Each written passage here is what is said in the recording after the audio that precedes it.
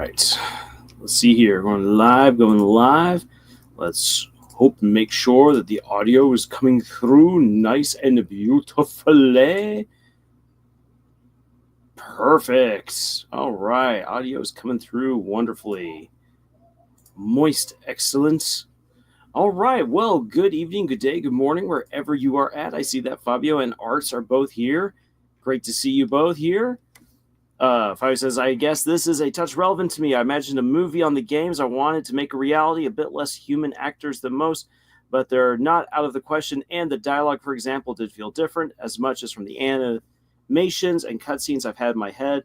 So I guess instinctively was more like movie dialogue in some ways. I might not fully get, at least not in many clarifying words right now. To be a tad more specific, how my conscience may think of what movie dialogue even is.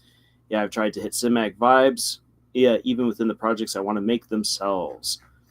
Excellent. Well, tonight is indeed what we are going... Tonight is indeed our topic, making cinematic moments of dialogue. And I'll already say this. It's not that we are going to talk about how you can make amazing, impeccable scenes in movies, though this can most definitely help, but rather how to make your moments of dialogue feel cinematic to your readers. And we got Common Craft Brazil here. Hello. And Iso's here as well. Hello. Great to see you all here. And I hope that you are doing well. And fun random fact of the day, I guess apparently now is International Harry Potter Day. For those who didn't know, I didn't until this morning, that we now have an official holiday, thanks to the UK celebrating the Battle of Hogwarts, which takes place on May 2nd. So, yeah. I mean, no matter what your opinions are of J.K. Rowling, we can at least celebrate the downfall of Lord Voldemort and the absolute utter confusion that everyone else had to be feeling while listening to Voldemort and Harry talk to each other in the Great Hall, circling each other like buzzards before they shot their signature spells of Avada Kedavra and Expelliarmus. Which, yes, the Expelliarmus spell is very useful, and it is a neat spell. But come on, Harry, there's so many other spells you could and should be using. All right, so I want to be paid for Harry Potter Day. Is it a federal holiday? No. At least here in the States, I don't know if the federal government is yet willing to recognize Harry Potter Day. But the UK says that it's a national holiday and that it ought to be an international holiday. Yeah.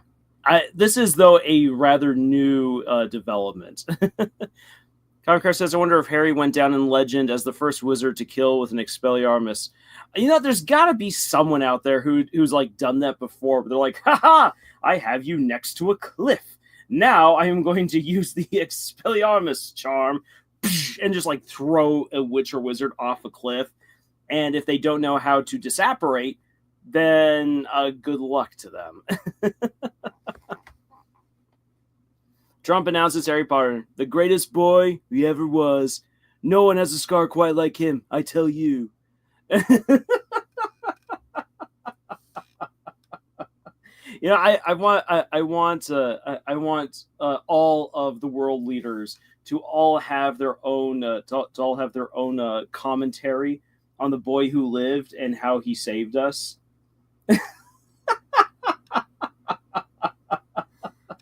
I want that so bad. You got you have Putin in his very soft-spoken manner.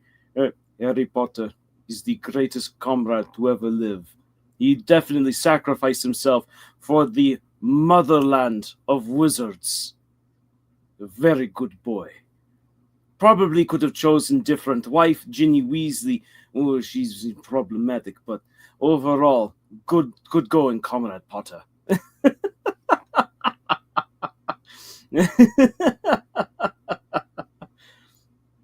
ISO, J.K. Rowling is a perfect example of why, if I get famous, I'm still not going to get political. Yes, Stay out of politics. We don't need politics. We only need fictional politics. Let people get angry at your fictional politics. All right, so I can see Noel and Birdley making their commentary on a series in a podcast. Yes. Birdley does most of the talking over Noel half the time when she tries to talk. Comicraft says, I think in the sense of killing with an Expelliarmus alone, nothing extra, because that is what the scene looked like to outsiders without the context of Voldemort being out of Horcruxes and weakened by Harry's sacrifice. Exactly. Dorcas Daydream, sorry I'm late. I guess I'm working on my Susie theory. Well, fantastic. And you're really not that late. I'm the one who's late. We got started about 5 minutes late, but whatever. I think it's hilarious how each president has their own iconic voice, and it's easy to meme about them. Yeah, like George W. Bush on Harry Potter. I just gotta say that Harry Potter, son of a gun, is just an absolutely amazing wizard. You know, I thought I was a wizard when I was flying missions, you know, in the Middle East. Man, nothing can beat flying like Harry on a Nimbus Bolt 4000. Yeah.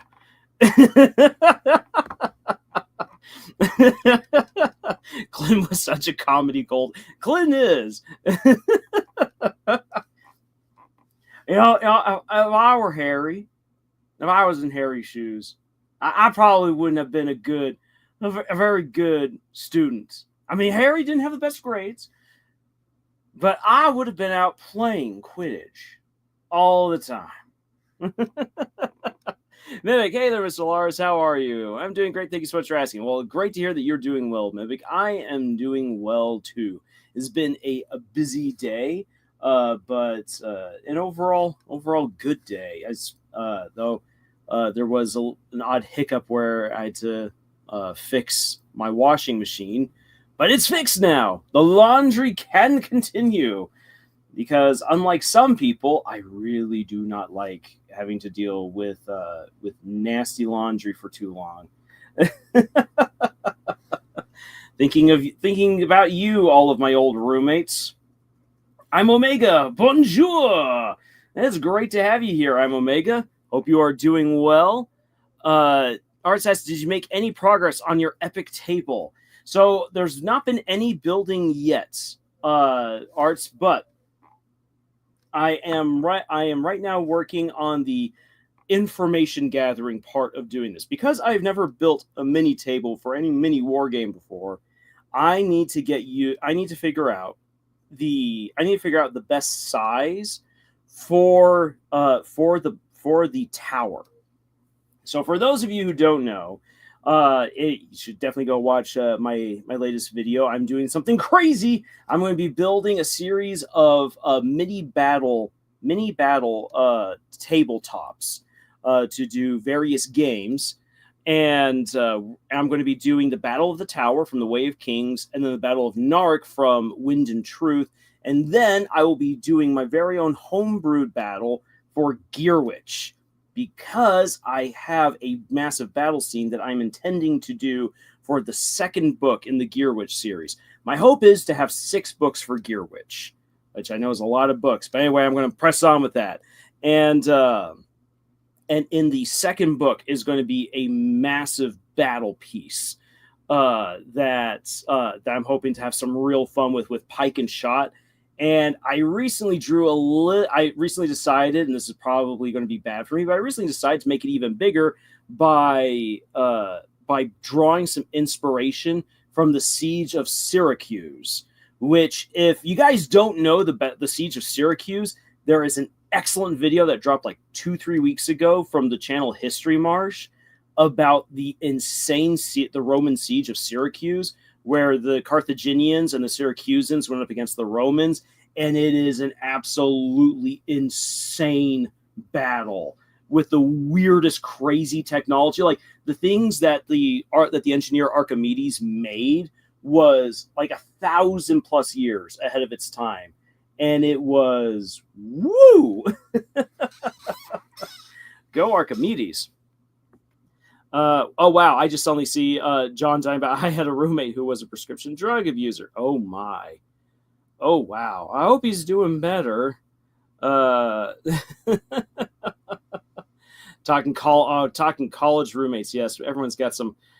And we all every one of us who's had roommates in college has had an interesting college roommate.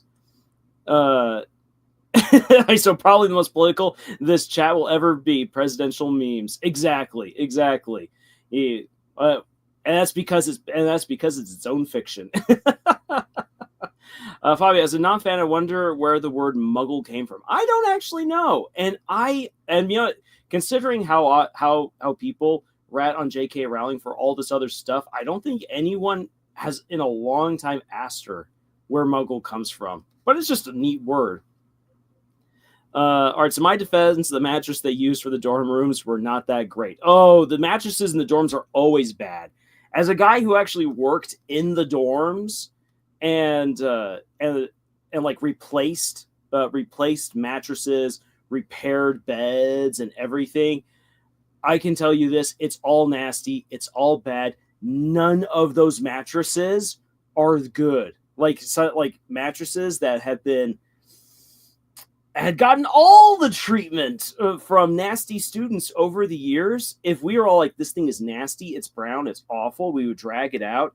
That mattress would get taken and put into a weird like bleach solution and purified before then being restitched and refitted with a new covering and then sent back to be put in the dorms. Oh, it was awful.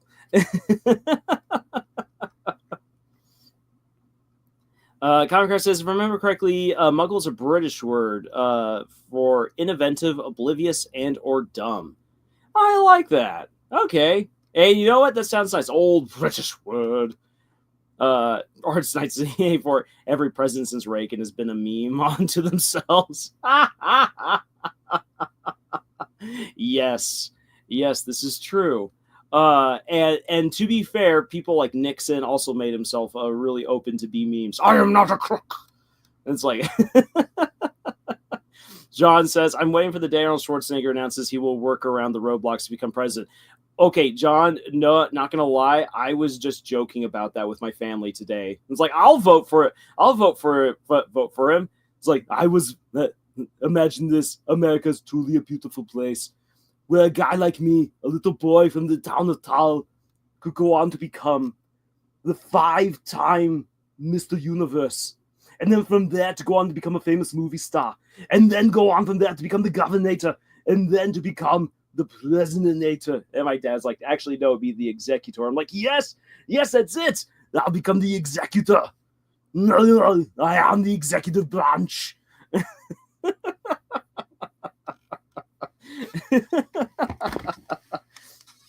If you will vote for me as the president of California. You know what? Before YouTube was a thing, there was the website Jib Jab.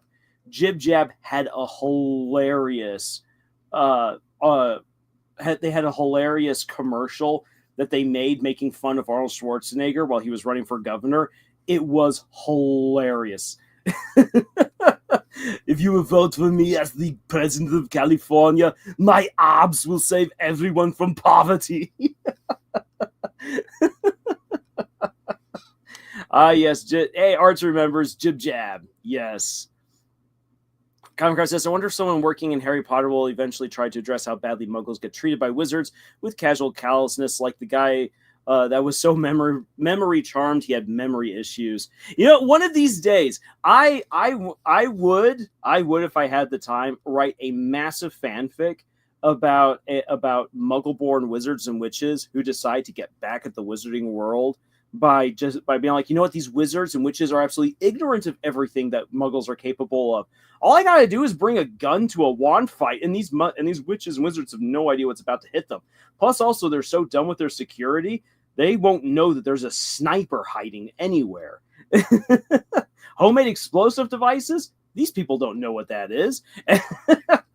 You just have this horrible rebel organization within the wizarding world who use muggle technology and muggle tactics to just absolutely own and destroy the witches and wizards, and the only one who can save the wizarding world are other Muggle-born people and Mr. Weasley.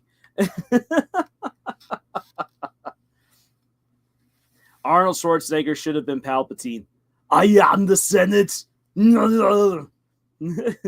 Power. Unlimited power. So Lampleg's American Wizard series. Yes. If I says, "Oh, I fully remember," probably. I think there was a Sonic movie one scene where he asked if Arnold was president yet. John says, "I'm working on a political thriller about a Secret Service agent framed for an assassination attempt on a president that he does not like." Ooh, I like that. All right, so what does everyone think of the new guy who was cast as Snape? I'm not very familiar with the actor, to be honest. Arts, I have been staying out of the drama on purpose because I want to wait until everyone has been cast and we actually know what the heck is going on with the upcoming show, so that way I can give my full thoughts on it, because it's all being released so piecemeal, which is kind of a wise move on the part of Warner Brothers, but it's also really frustrating. It's also really frustrating to see that it's silly. It is really silly from what little things I've seen. Guys, it should not be this hard to adapt the book into a television show. Just do the book the way that it just adapt the book the way that it's written. I want to see Peeves the Poltergeist. If he's not there, I will riot. Dorcas, the Palpinator. Common Craft says, "I once had multiple ideas for wizards and muggles interacting. A lot of people, when discussing wizards versus muggle war scenarios, won't have muggle-borns against wizards for some reason." I know, it's weird. About the casting, from what I've heard, a ton of people are worried about accidentally making the Marauders seem racist. Comcraft, I know what you're talking about. Yeah, since right now the actor who's going to be portraying Snape is depicted by a black guy, which, you know what? In most cases, I am fine with whoever plays whomever. Like I'm usually okay. It's like, fine then, justify your choice with great acting skills. The problem is that we've just gotten so used to people going for brownie points and for checklists that people are discouraged when they see this kind of casting choice. John says, if Arnold was Palpatine, he would not need Vader. He would just take on all the Jedi at once, except for Liam Neeson. He could stand a chance. Yes. Mimic says, the word Muggle always sounded adorable to me. Oh. Everyone got used to Alan Rickman as Snape. Yeah, and Alan Rickman did a great job as Snape. Though I will say this, Alan Rickman was way more soft-spoken than I ever imagined Snape. I always imagined Snape as like in the way that he talked, as like a couple of the teachers I used to have in high school that were very like, almost like chihuahuas, where it's like when they speak, it's like in bursts, which I know that she describes Snape as drawling, which I feel like he drawls when he feels in command, but the moment that someone like Harry or Ron ticks him off, that I always, in my mind, I always read him as a bit of a chihuahua, like, Potter, Weasley, yeah. I saw just like Snow White, such a comical flop. Okay, did I tell you guys that I went in to see Snow White and the Seven Dwarfs, the remake, with a bingo card of all the horrible stuff that I expected to find in the movie?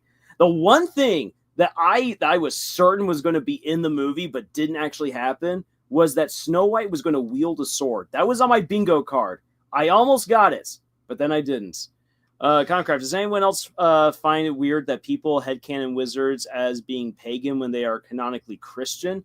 I've never actually thought about it. I've never thought about what religion wizards in the wizarding world would actually have, other than that maybe they all worship Merlin.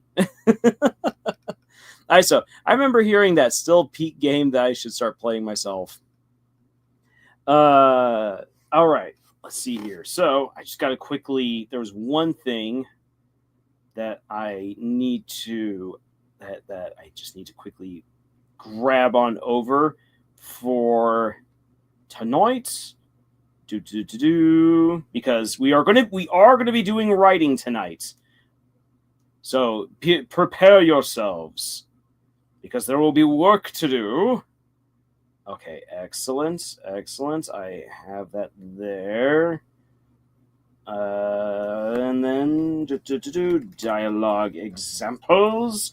So for tonight, we're going to be doing some writing. We're going to do a little bit of reading. We're also going to be looking at scenes from movies that we are going to break down and understand why those conversations are cinematic, and not just simply because they're in a movie, but because there are things that are happening during that scene that make the dialogue feel incredibly engaging, that we will be able to take and translate on over into our own work. So that is the big thing that we will be doing for tonight. All right. So, and then perfect, because my Elden Ring footage just ran on out. So let me quickly catch up with what you guys have right here, and then we shall move on with the lesson. TV Count says that is Disney's true swan song. Oh boy, what a horrible swan song to go out with. The Snow White remake. I remember hearing. Okay, yeah, and Art said, did Alice wield a sword in the Johnny Depp movies? Yes, I believe she did when going up against the Jabberwocky. John says they're coming out with a horror Snow White. I wouldn't be surprised if that actually outdoes the Disney remake. Oh yeah, that's right, because technically Disney's original animated feature of Snow White and the Seven Dwarfs is now in the public domain and can be made into other things. Concrest says, I once had an idea for a fanfic where a Muggleborn has a better relationship with their Muggle side than their wizard side. I would like to see that. Also, I had an idea of there being wizards in the church as miracle workers. Oh, cool.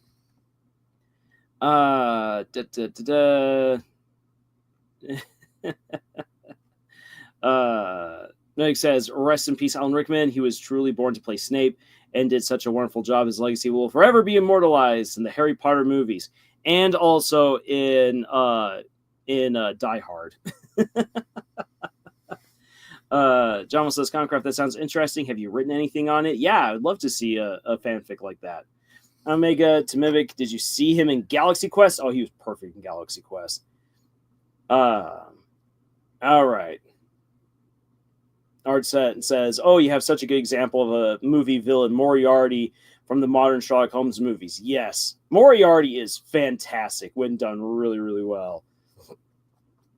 I says, I love how horror was the first thing everyone did with Disney's movies after reaching the public domain. Well, there are other things that have been made, but those are not appropriate to talk about in public.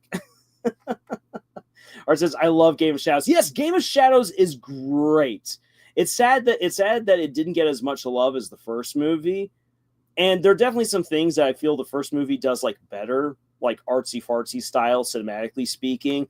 But Game of Shadows is just such a fun ride. All right. Omega, is it possible? Could you try not to hit every single one?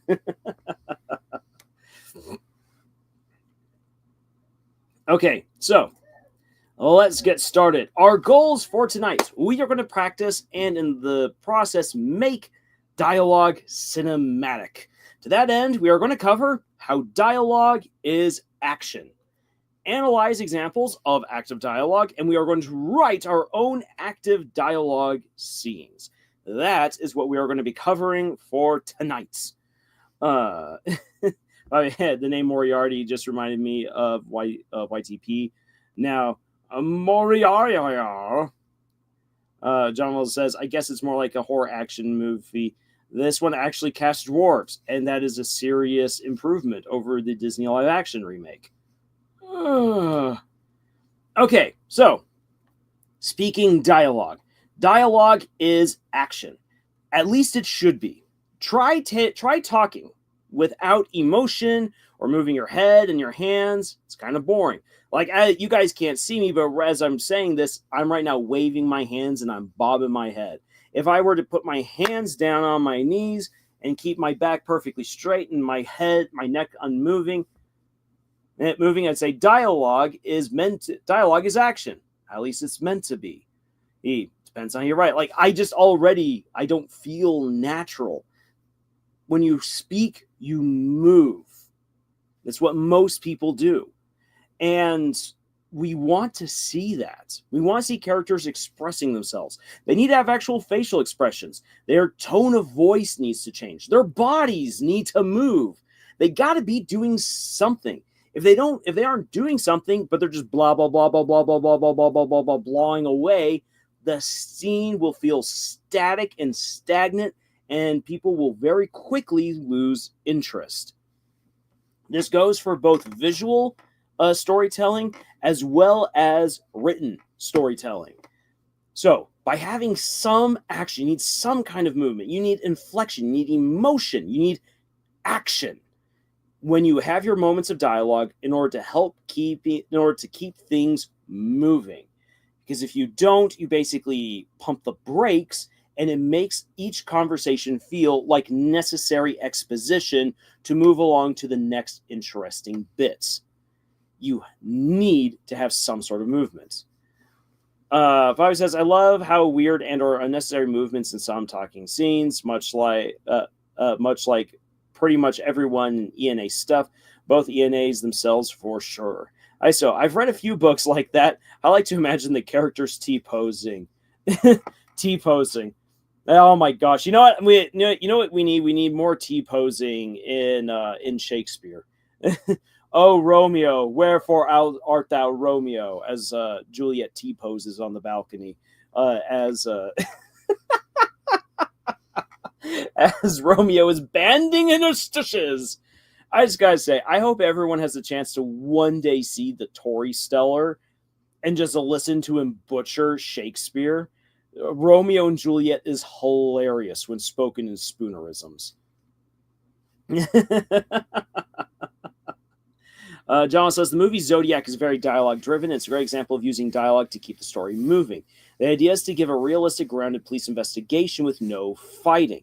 And you see, and that's honestly really interesting. And I've got some examples of dialogue where there isn't actually like massive action happening. It's just really intense moments where two or more characters are talking, and you're riveted. You are riveted to the scene because you're just like, oh my gosh. It's just, the dialogue fits perfectly with whatever the characters are doing and the environment in which they're doing it in. TV Gunn says, so that's why people really hate the Yap Fest in HSR. Yes. Or dramatic confrontations. Yes, dramatic confrontations are also really great. Really great to write. Okay, so things to consider. Part 1. When we are writing cinematic dialogue or action-filled dialogue scenes, we need to consider first who is participating in the conversation, how do they speak, what are their emotions or thoughts, and the relationship between the different speakers. So, I mean, this really helps in that you need to know who your characters are, otherwise you won't be able to answer these questions. D again says, what about dialogue being used as a light foreshadowing? So that works out totally fine. Like, let's hear, a great moment of, a great moment of foreshadowing. This just popped in my head probably because I recently watched a few clips from The Mask of Zorro with Antonio Banderas, where the American officer who kills Antonio Banderas' brother in the movie has his brother's head in a jar, and they're drinking water from it because he's all like, I find that he's like, the ancient Aztecs believe that if you consumed another person's organs that you'd be able to feel, think, and see the way that you do. And Antonio Banderas' character like is absolutely disgusted, but he needs to win this guy on over. And so he does, and so as they're having a conversation, the conversation ends with him dunking a little teacup into the water with his brother's head in it, and he toasts the officer, and he says, "Maybe one day I will see through your eyes." He takes a sip and he moves on, and it's a great moment of like very subtle foreshadowing. He's not going to eat the other guy. That doesn't happen.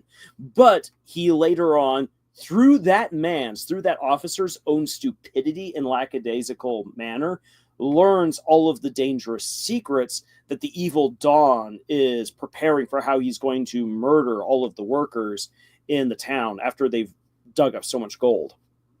And so he learns of the devious plot thanks to the stupid American officer. And then also his final confrontation, where when everything's about to blow up, who is he against? He's against that officer, and they meet eye to eye, and he's like, "You killed my brother, now I get rid of you." And it's a great, and that is all set up really wonderfully in that really intense moment of dialogue between Antonio Banderas and the officer, whose name I just unfortunately cannot remember off the top of my head.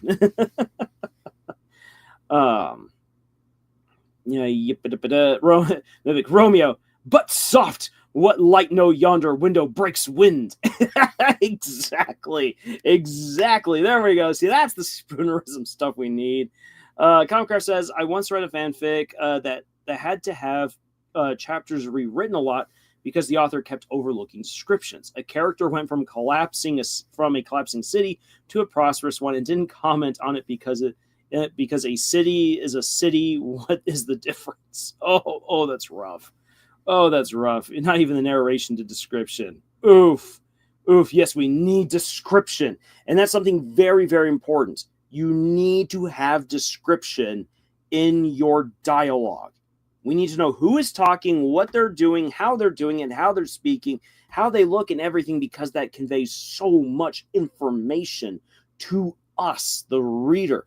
And especially if someone's going to adapt those thoughts and words on over to a visual medium, whether it be a comic, a show, or a movie, that information helps them to build those incredible scenes. Mask of Zorro needs a proper sequel. I agree. Comicraft, the readers helped a bit with that. TV count. I meant to say Transformers animated. All right. John, that head scene was so disgusting. It was well done. It is. It's a really intense scene. And if we have the time, I should probably pull that up later. Because just to show you guys, if you haven't seen it, what happens in that scene, because it is incredible. It is just, it's chilling. It's good. Anyway, so Fabio says, I guess I haven't given foreshadowing much of a thought as of yet. At most, using music for it instead, like how you hear some light notes and then later you discover it pertains to the focus villain. Exactly. The leitmotif, when you have the ability to use music in your storytelling, music that people can actually hear, leitmotifs are really, really good for helping to convey themes, ideas, and characters even before you ever meet them. And so like for let's see here, what's a good, there is actually a really good example, but the movie's name is right now escaping me, and that's frustrating, where you hear the villain's music before you ever meet the villain, so that way when you actually get to meet the villain, the music then comes in full and you're like, oh, it's this guy. Comicraft says, sorry, I gotta leave for a bit. It's dinner time where I am at. Hey, Comicraft, you have a fantastic dinner. I hope it is delicious. Art says, I think it helps to use music when you're writing, as it can set the mood and inspire good writing. It really can. I know sometimes people need to write without hearing any music, and sometimes I'm in that boat, but other times I just really need to hear the music, especially for writing action scenes. Like, I need to have music that goes well with that action scene. John says, George Lucas is not to be imitated when it comes to dialogue. Annie, you're breaking my heart. I hate sand. It's coarse and it gets everywhere. Gah! You want to know what the better dialogue about sand is? It's in Aladdin and the King of Thieves. Once again, this presentation is brought to you by sand. It's everywhere. Get used to it. Oh, Robin Williams. He left us too soon. Art says, well, don't repeat his attempts at romantic drive. Yes, please, never write your romances based off of Attack of the Clones. I actually had a really good conversation with a friend of mine just yesterday about the writing for Anakin, and we both agreed that like when you get to Revenge of the Sith, Hayden Christensen feels way more comfortable in his role, and the dialogue suits him way better. The unfortunate thing is that when they casted him to play young, angsty, teenage Anakin, the dialogue did him no services, and I think he was also really scared for like what kinds of backlash would come his way. Thankfully, Hayden stuck it out, and to be all honest, I think he works really well as Anakin Skywalker. Don't judge the actor by the quality of the script handed to him or to her. Rip John, Robin Williams, he was a legend. Still is, actually. Yes, Robin Williams will always be a legend. He's such a great actor. And his legacy still lives on. John Wells says, good dialogue isn't what the character is thinking laid out for the audience. Yes, John, that is actually a really good thing to point out there in terms of like fine-tuning your dialogue. Like, and I make this mistake quite often, where my characters say everything that they're thinking, but that's not really how most people talk. Some people do speak that way, but not everyone. People hold back on things because they don't want to divulge everything. They feel embarrassed, or they have tact, and they don't want to embarrass or annoy or scare someone with the things that they could say. And also a lot of times you just react to what other people say. How many times has it been in any conversation where you had something you wanted to say, someone said X, and so you decided to say Y, even though you actually wanted to say A and B? Robin Williams is the GOAT, yes. Omega says that Coliseum scene was pretty fun to watch. The Lego Star Wars level was great as well. Okay, yes, the Coliseum battle in Attack of the Clones is amazing, and I will admit, as a teenager, I always skip to that scene. TV account. How should we use dialogue for setting up stuff like character arcs, plot points, exposition dumps? TV account, we can talk about all of that later on. Put a pin in that. That's an excellent question, and we will talk about that. In fact, this is not the one and only lesson that we're ever going to talk about dialogue, because there's so much to say when it comes to writing how people could talk to each other in any given story. And here's the thing is that if you're paying attention to the stuff that you need to already consider for any good dialogue scene, you will suddenly realize that there is no formula for writing excellent dialogue, because any story, depending on the characters, the plot, the setting, immediately will change how that dialogue plays out. Robin Williams is so talented and can multitask. I agree, Arts. Master Knight says, there is a reason why my draft for the final chapter of Project Guard Charm is just that, a draft. I definitely want to cut dialogue to avoid being too in your face about given concepts. Very good. And it's good that you're already aware of that, Master Knight. And best of luck in the editing. I actually finally told my mom about my story, Fable of the Hunter, and she said she really likes the concept. But when I told her that the character who caused the inciting incident was a female canine, she looked mortified. It was hilarious. Okay, wow. This was after she had read a book with a similarly bad romance, so I don't blame her. Oh boy. He says, to complete from before on me, my most recently formed leitmotif, I think, is most related to, like, giving up. Having one of the first characters that have it literally dramatically yell, sing, with this, I'm done. There it goes. I'm definitely training not to make the dialogue in your face. TV account, how do we avoid characters sounding like clones of ourselves? TV account, that's a great question, and the answer is right there. So as So already start thinking about this TV account, and let's actually have a mini exercise here in the chat. I want you guys to choose one of your characters, and I already want you to start writing out what they sound like when they talk and what kinds of words they use when they speak. Just start with that. So for instance, I'm going to go with one of my characters. We're going to go with Bob the Virus from the Legend of the Ten Lords, my flagship series. Okay, then. So he sounds, when he speaks, he sounds cold, grating, gravelly, but can suddenly and comically change his tone and voice. When he's eager, his S's hold out. Yes, yippee, mini exercise. Exactly. So I want you guys to kind of do like what I'm putting right here into the chat. Choose one of your characters. And if it helps, and here's the thing, you're lucky because no one else is even going to be able to hear this if you do this, because you're not the one right now attached to the microphone. But like if I were to voice act my character Bob, it would be something like this.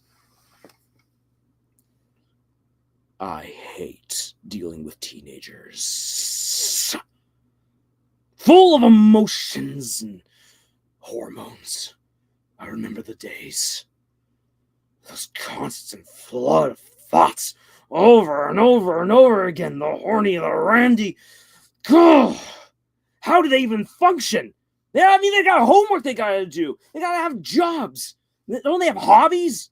Why is it that so many teenagers are just so obsessed about who's holding whose hands?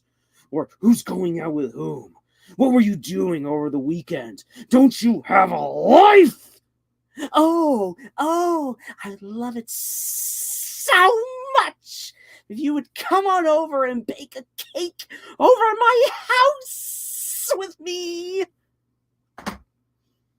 So right there, that's if I were to voice act Bob the Virus, that is how he sounds. And now when he starts getting like vindictive or teasing towards people, it gets kind of haunting. Writing his scenes is always difficult, but a ton of fun by the end because of just the way that he sounds. And one of the other things that makes him sound different from me, or I try to make him sound different from me, is that he will also mood swing from speaking really dumb to highly intelligent. So I have to stop and think about what kinds of big words would fit well for that particular conversation. And then when he dumbs it back, and then everything is this, that, yeah. And it's all part of him just being very condescending. All right, as it says, I'll go with Forrester Orion from Fable of the Hunter. He sounds regal and dignified, but avoids fancy archaic words. Okay, so he sounds regal, dignified, but he avoids fancy archaic words. His tone is commonly warm and open, but can switch on a dime if he gets upset. Dorcas Daydream says Genevieve Lorraine, unbreakable. Oh, that seems intriguing. Sweat drop. Sorry, I can't study with you guys tonight. Mom and Dad would want me home by 8 anyway. Maybe next time.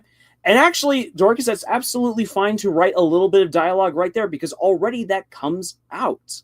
That already comes out with how that character is already speaking. But especially with you writing in there like little sweat drop and stuff like that, like that's good. Genevieve, at least at the start of Unbreakable, sounds nervous and shy, and I get that. I got the nervousness definitely. John says James from political thriller. He's seasoned, but he sounds smart. He's a bit immature. So he's a bit sarcastic. He's a little cocky. He cares, and he doesn't know how to show it. Ooh, I like that. If Orion loses his cool, he abandons his dignified tone and acts far more emotionally unstable. Hey, kid, what you got for me? Vital, hey, kid, what you got for me? Vital yawned, stretching as she slowly opened her jaw, letting out yesterday's gallon of alcohol breath. Woohoo! I can smell that through the screen. Her nervous potential human assistant getting a view of her jawline, bloody gums, and stained teeth visible. She apparently let herself go in the mouth, the young man noted. Oh, man, I can envision that so well. John says, I haven't come up with the towel yet. Hey, you know what? There's a lot of us who are there with that. Fowler says, Dave Bright, very low volume to the point of whispery, having insane-sounding quiet laughs when he gets excited, which is often since he's fight-hungry, high energy, and impatient. Excellent. So TV account. I hope that even if you yourself don't share what you're thinking of for your own character, like this already helps out. Because, for instance, you guys can already hear this as I speak. I stutter. That is a part of how I speak. And so already, when I write, I have immediate control over. My characters don't have to stutter unless I decide to make them. And I use and a lot. I draw out my ands, my ums, as I string thoughts together. And so it's very easy to sound like that. It's very easy to write characters like that.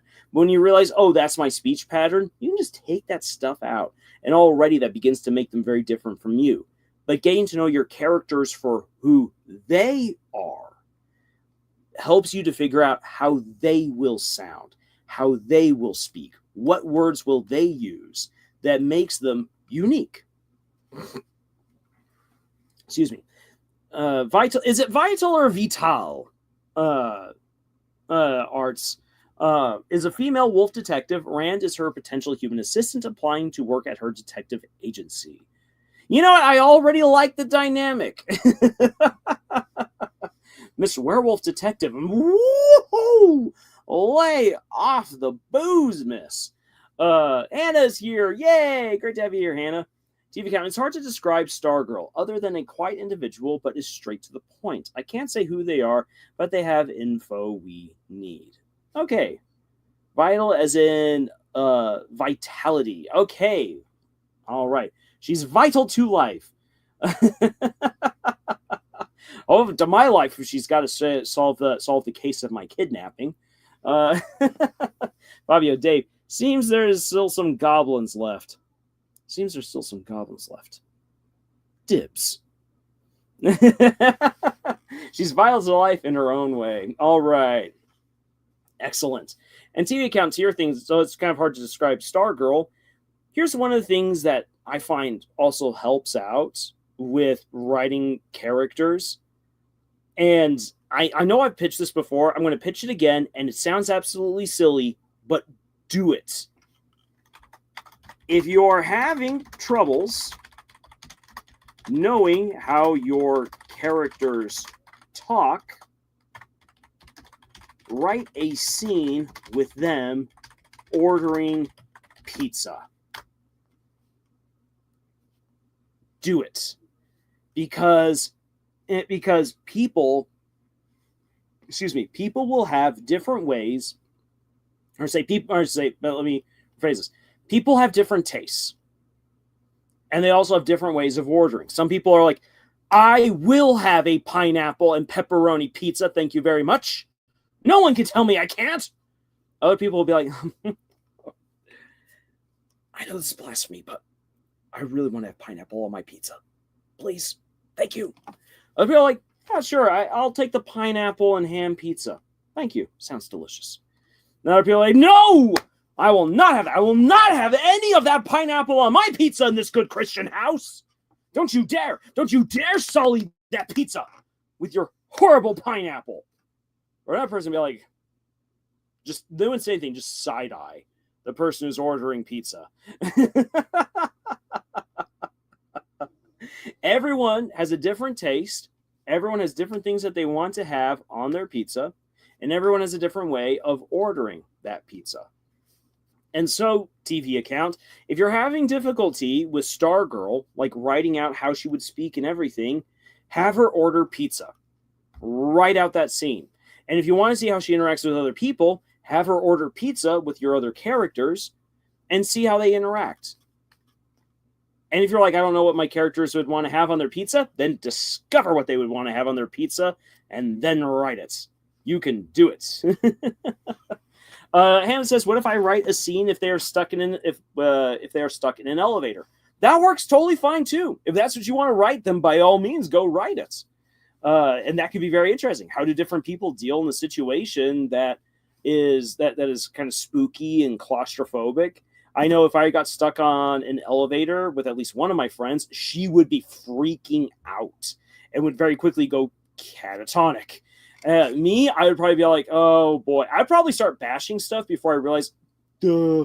Okay, yeah, call the emergency hotline. Hi, 911. Yeah, I'm stuck in an elevator. Can you please get me out? Right here, we've got Genevieve. Could I get... Gets too squeamish. Never mind. Leaves restaurant. I love it. I love it, Darkus. If I burnt, so you're just going after them because they're the last ones. Next part in the tone of a shonen monologue, but get with the program. Get out of your own path and look what's behind them, you moron. Arts, so kid, you gonna order or what? Vital narrowed her eyes. And don't leave off the meat this time. You know what'll happen. Yes, ma'am. Genevieve is literally just me with superpowers. All right. I'll make a bill from Mardora Genesis. Her voice is mostly higher pitched than the others, but is often reserved but straight to the point, speaking mainly with her partner Hoot or the guy in charge of the group. Okay, so her voice is mostly higher pitch than the others, but is often reserved but straight to the point. And I guess she will speak primarily with Hoot and the guy there who's in charge of the group. Thank you. Excellent. I love what I am seeing here in all of these submissions and interactions, little clips of dialogue right here. You guys are already getting it. If you feel that it's like, oh, I just don't know what to do with writing dialogue, that's what this particular thing is here for. It's to get you thinking, putting out little snippets, little details of your characters that you can then refer to help you write those moments of dialogue. Now, when you have dialogue, remember, dialogue is between at least two people, sometimes more, and you also need to make sure that you understand the relationships between those characters. And that will also dictate how characters speak with each other. So, for instance, with Bob the Virus, if Bob is speaking to Ben in the book, he's going to be very condescending and just very all over the place because he is upset with the fact that Ben was so easily duped into serving the villains, and that Ben is being a teenager and basing all of his actions off the fact that he wants to save his crush. And Bob is just like, no, why am I dealing with you? And then when he speaks with Jessica, because he knows that Jessica, it has gone through a bit more in terms of traumatic events than Ben has at this point, he is actually far more reserved. And he isn't as snarky or as condescending, but instead speaks to her in a way more serious way, which I intend to actually show you guys a little bit later. And when he then starts, like, for instance, holding out his S's because he's getting excited or angry, that should clue you in when he's speaking with Jessica that he's feeling an intense emotion at that moment. John says, what's happened? Okay, John, what's happened? What's happening? I would like a pepperoni and pineapple with a 2-liter of Coke, please. Say that again, wise guy. Only say it to my face so I drag yours through my wall. James is ordering pizza from from a disgruntled phone operator. Dory says, I gotta stop instantly thinking of a watch-wielding hero when I hear Ben. Ben 10. Fabio, with my Dave, Night, and Burnt Flame, I just kind of imagined two incoherent scenes instead. Flame being way too meticulous about his order, and Bright's just wanting everything on his. Okay, yeah. Now that works. All right, so my story, human and anthros are commonplace due to an advance in genetics. Wolves are seen as intimidating and humans tend to avoid them. But Rand, our brave human lad, currently out of work. I'm currently out of work, so I will work for a private eye anthropomorphic wolf lady. Is what I'm guessing. Is she private eye or is she actually working with the force?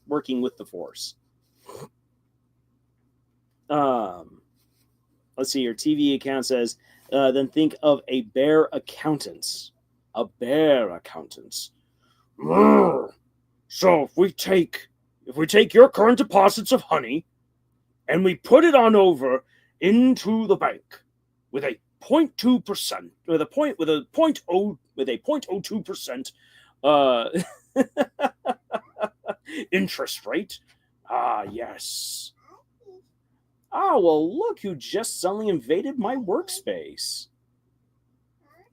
Hi there. My niece just bumbled on in. You guys can't see her, unfortunately, this cute little thing.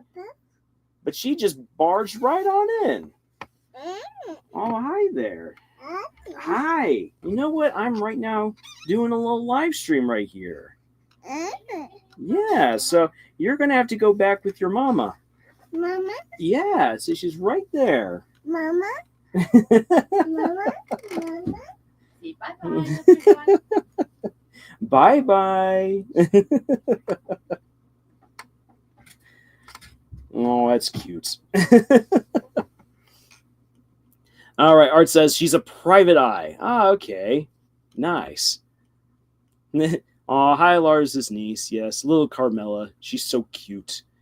I've been helping to babysit her throughout the day, so that's why she is here.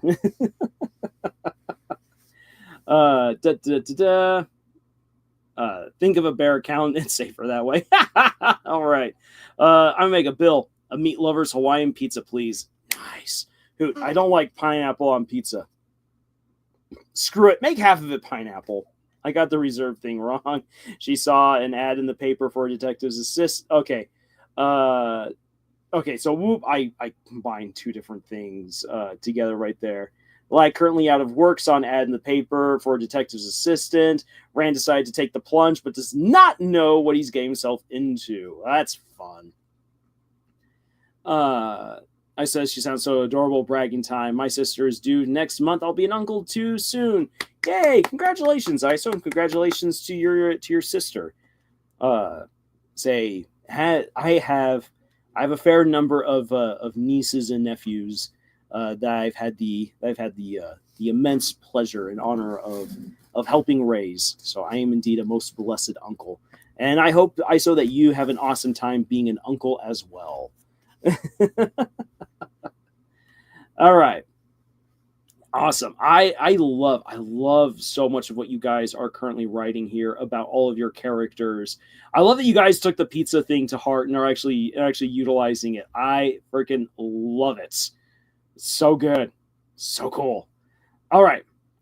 So you guys have already thought now a little bit about your characters, who they are, how do they speak, and also, again, thinking about what will their thoughts and their emotions be, who are they talking to in this conversation. There's so many different details that go writing into dialogue, which is one of the reasons why dialogue can be overwhelming to a lot of authors, especially new ones.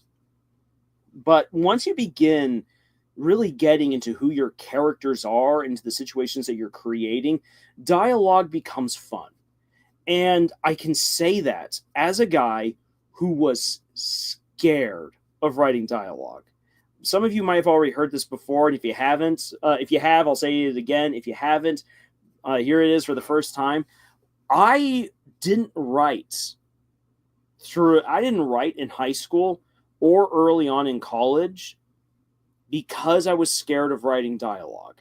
I had so many stories that I wanted to tell, but I was always very embarrassed by those stories and by those characters. And I just wasn't good at dialogue at all. I was scared of writing it. And it is thanks again to Camille's Harem, to Camille, to Nathan, to Jed, and then later to Scott and to Spencer, to V, and then to Zaza. All these people helped me out with figuring out how to write my characters, my scenes, my dialogue so much better that I was able to get over that fear.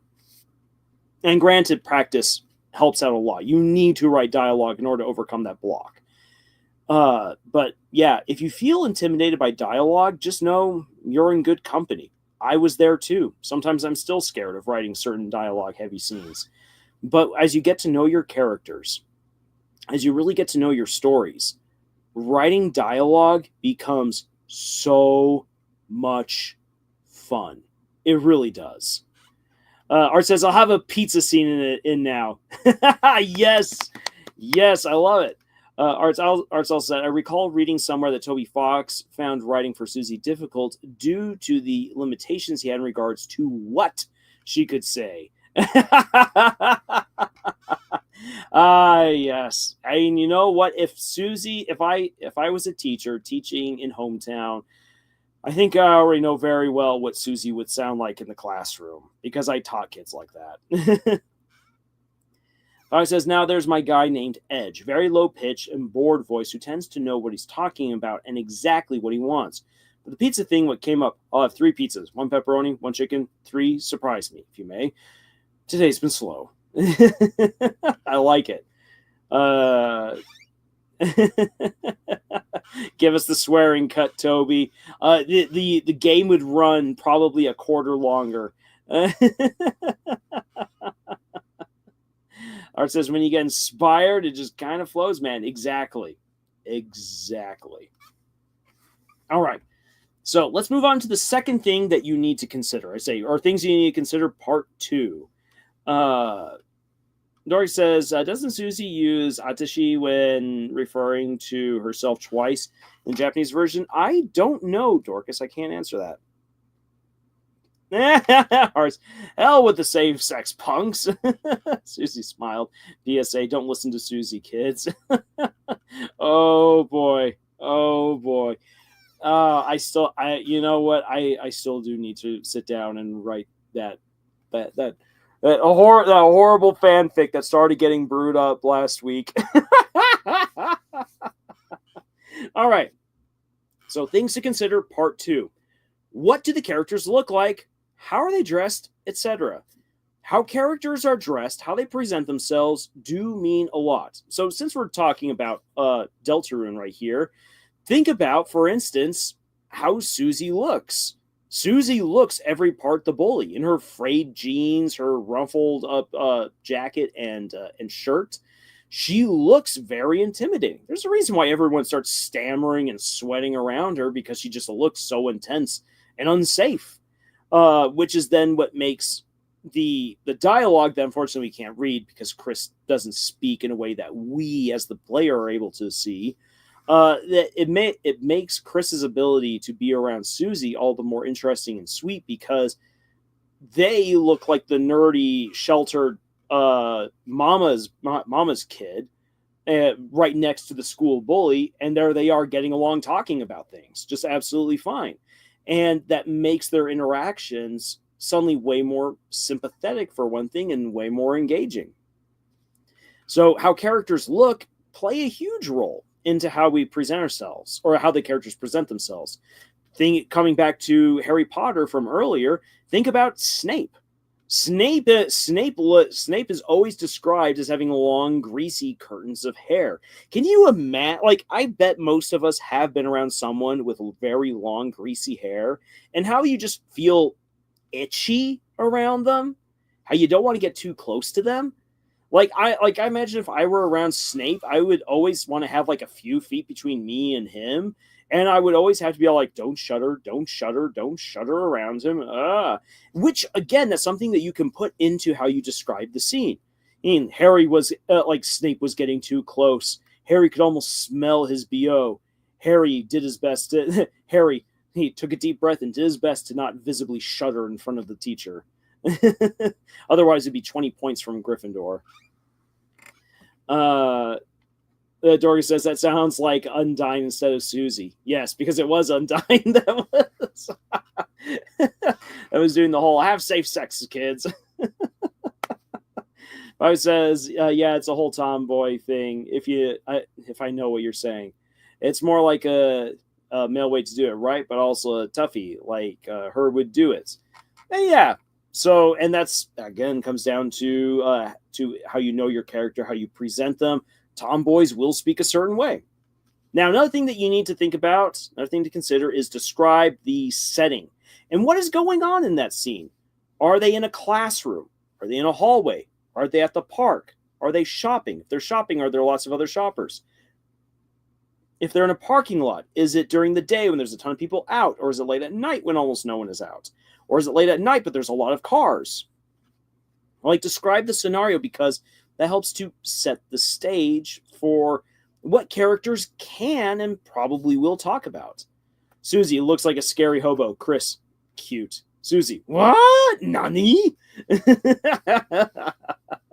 Mimic, writing dialogue can also be kind of overwhelming too, not to mention worrying about all the grammar and punctuation.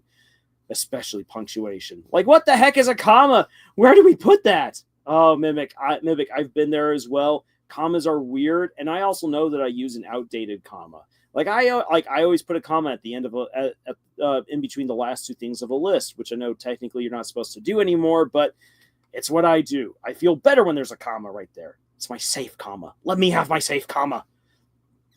Alfie's is trying to teach safe sex, and Susie's is making the mocking comments in the back of the class while a film of sex ed is playing. Meanwhile, Beavis and Butthead are up front and are becoming absolutely horrified by what they're seeing. Has anyone, I know this is a random tangent, but has anyone actually seen that episode of Beavis and Butthead where the two of them go to a class for the girls about safe sex and pregnancies, and they go there thinking that they're going to see a lot of illicit stuff, and they leave like absolutely shocked and disgusted, and it's all like, yes.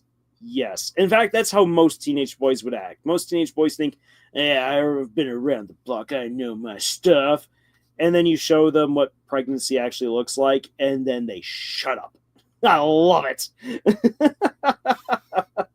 It's so real. Again, as a teacher, I have seen these kinds of things, and it's glorious. I actually, another random tangent.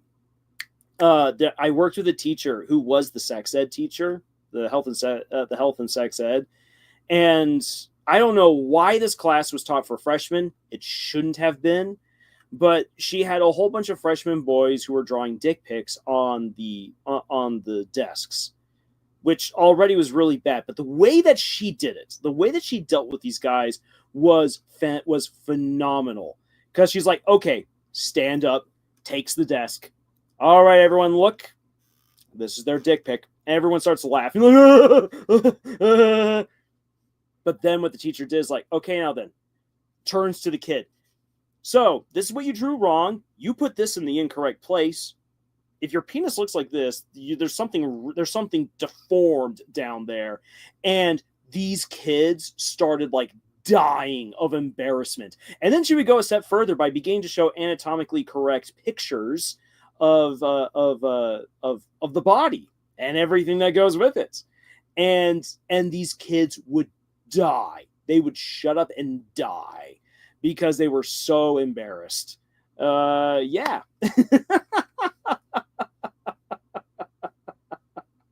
Profanity? How? I know I let it slip. But yeah. Being a teacher. These are the things that do not make it into like shows where they're like, we're being gritty about high school. And it's like, no, you're not. Not even close. Not even close. I can tell you things. Hollywood doesn't know the half of it.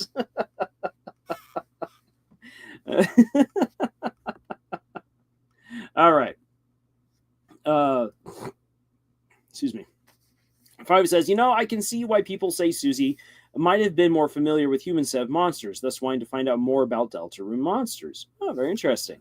Dork says, okay, so Gazelle, one of the main antags for Unbreakable, has long black hair that obscures one eye and a baggy hoodie and sweatpants with worn out sneakers and pale skin and tired eyes. She's kind of jaded. Very interesting. What makes her a baddie, though?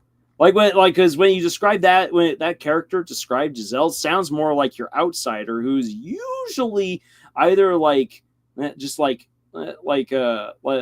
either becomes the main protagonist, or is a friend of the protagonist, or is the person running the annoying meta commentary.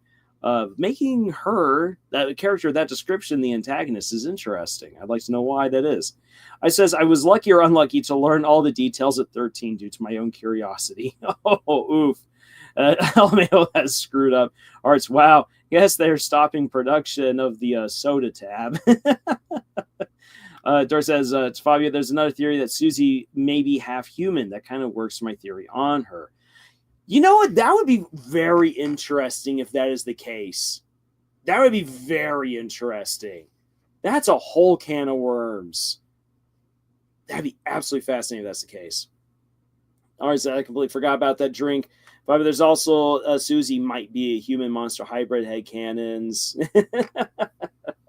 All right, so bringing it all back together, all the things you should consider. Again, what the characters look like, describe the setting, what's happening in that scene. How does it feel, smell, taste, sound? All of these help to bring the scene to life. And especially for one of the scenes I'm going to show you guys. We want to make the scene itself active. And if it's a private conversation or something secretive, for instance, that is happening in that particular scene of dialogue, still help to paint the scene in the minds of the audiences. This will keep them more engaged. So, like for instance, for one of the scenes I'm going to show you, it is a very private conversation between two characters, and yet the scene feels so alive. And it's not just the dialogue. The dialogue itself is really cool, but when you have the movements and the setting attached to the characters who are speaking, it makes it really, really intimidating. It says, hey, here I am trying to find out why Gaster is very keen on Susie. Yes, indeed. Very, very interesting. Jorg says, Giselle is a kind of trouble because she got involved with crime, mostly vandalism and theft, but occasionally played physical violence, and she has family issues. Oof. Yeah, the setting can help to create the villain. Which is something that I, as an author, do like to explore with some of my characters, is how if a character most people become villains because of something that happened to them, and usually a lot of the time it is pretty legitimate, and exploring that can be very engaging and interesting and rewarding for that character, even if they're still an irredeemable villain, or they might become a redeemable villain, however you wish to do it. Nick says maybe a human and monster didn't practice undying safe sex, which is how Susie was born. Hence why Susie is teaching the whole class. Oh,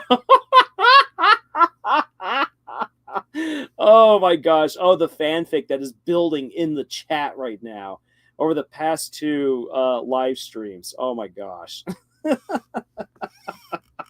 Okay, well, moving on here. In order to make our own happy conversations, we're going to have happy conversations. And not necessarily happy that everyone's always, oh, yay, I'm so happy. But rather, in order to make our conversations, write them on up, we're going to take a look at some examples and we're going to analyze them. So this is where I'm going to pull out some movie clips. Pay attention to the characters and their actions and how the scenery/settings play a role in the dialogue.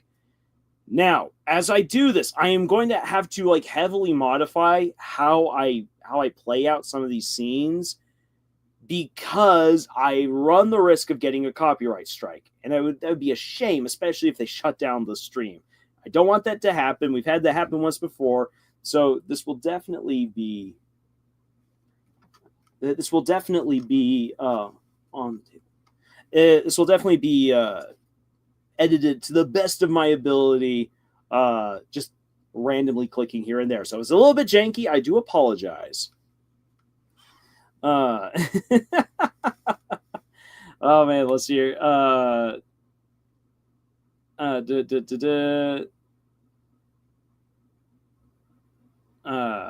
Orion dresses. Okay, so ISO still saying this for his character. Orion dresses casually. He had red hair and a goatee with a scar running across his face. He looks more aggressive than he acts. You know what? A good goatee goes a long way. Goes a long way in presenting a character. So let's us move on. So I'm going to show you guys a scene from the first Sherlock Holmes, not Game of Shadows, though I do have one of those scenes pulled on up. So we are going to do not Game of Shadows, man. We're going to do the first Sherlock Holmes, the one with Lord Blackwood, and so for those of you who haven't seen this movie or haven't seen it in a while, the scene I'm about to show you is when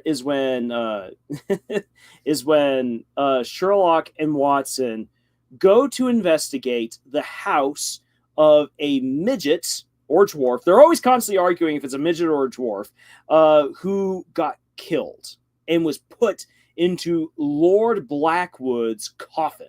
Lord Blackwood, who should have been executed, is alive once again. And when people went to go check to see if he was actually dead or not, they found the midget in his they found him in his coffin, Mr. Reardon. And after they do a little bit of sleuthing based on the man's pocket watch, they figured out where the pocket watch came from. They went to the shop and they got an address that then led them to where the guy lives. That way they can check out his place. The scene that we're going to look at is their dialogue in the lab that they find in the guy's house. And it's a really, really nasty place. He says, "Oh, why are they both kind of handsome though?" Because the answer is that Robert Downey Jr. and Jude Law together are a match made in freaking heaven, for crying out loud. Like I could do, like I want more of these guys together. I actually, while preparing for this live stream, I actually thought about what it would be like to make a movie that has like maybe 10 years from now, when Robert Downey Jr. and Jude Law are much older, and have them maybe with oh crud, why am I suddenly blanking out on the other people's names? Have other actors like Ryan Reynolds and Hugh Jackman now just like as truly older men, like do a movie of them like on a last hoorah, and they're all like really like distinguished British gentlemen, except for Ryan Reynolds, who's the weird American, even though yes, he's Canadian, but of course he's going to play an American because no one thinks of the Canadians as ridiculous other than the Canadians themselves.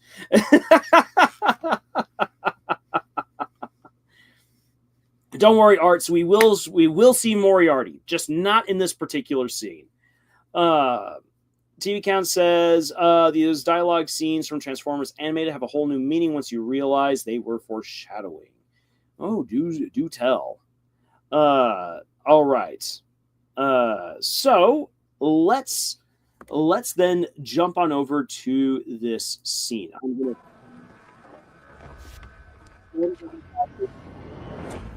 completely deafen you, breaking and entering into Reardon's. Ryan Reynolds is Canadian. Yes, he is Canadian. Yeah, a lot of good actors are. That is true. There we go. Kicking down the door. British Canadian, same thing. British American, same thing. Nah, not quite. Well, you can rely on me for exactly 10 minutes. Well, actually, I might have to pull up the audio just a little bit on this one. Coming to get him. Okay, so for this, and I know it would just be fun to just sit back and watch the whole scene, but again, I want to avoid the copyright. As we go through this, Watson, always to the point. yes, indeed. So as we go through this, I want you guys to describe to me in the chat what's happening in the room, or like what's the room look like, what's happening in the room, and how are these characters interacting with each other. So, like for instance, an example: break-in time. The characters are a little on edge, and they found a bear trap in the entrance.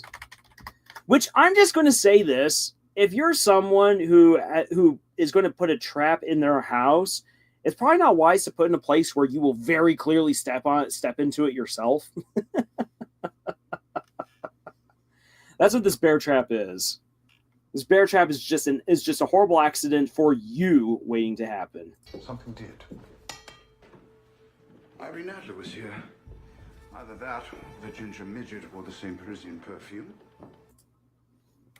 All right. So, as Sherlock is here, what is the tone or the way that he is speaking? And also, please let me know if the audio isn't all that great, because unfortunately for this particular scene, I could only find one with just slightly lower audio quality. So if it isn't coming through really well, then we might change it up real quick. Bowser trap, that'd be somewhere in his castle. Yeah, but Bowser's got the girth to deal with some of those traps.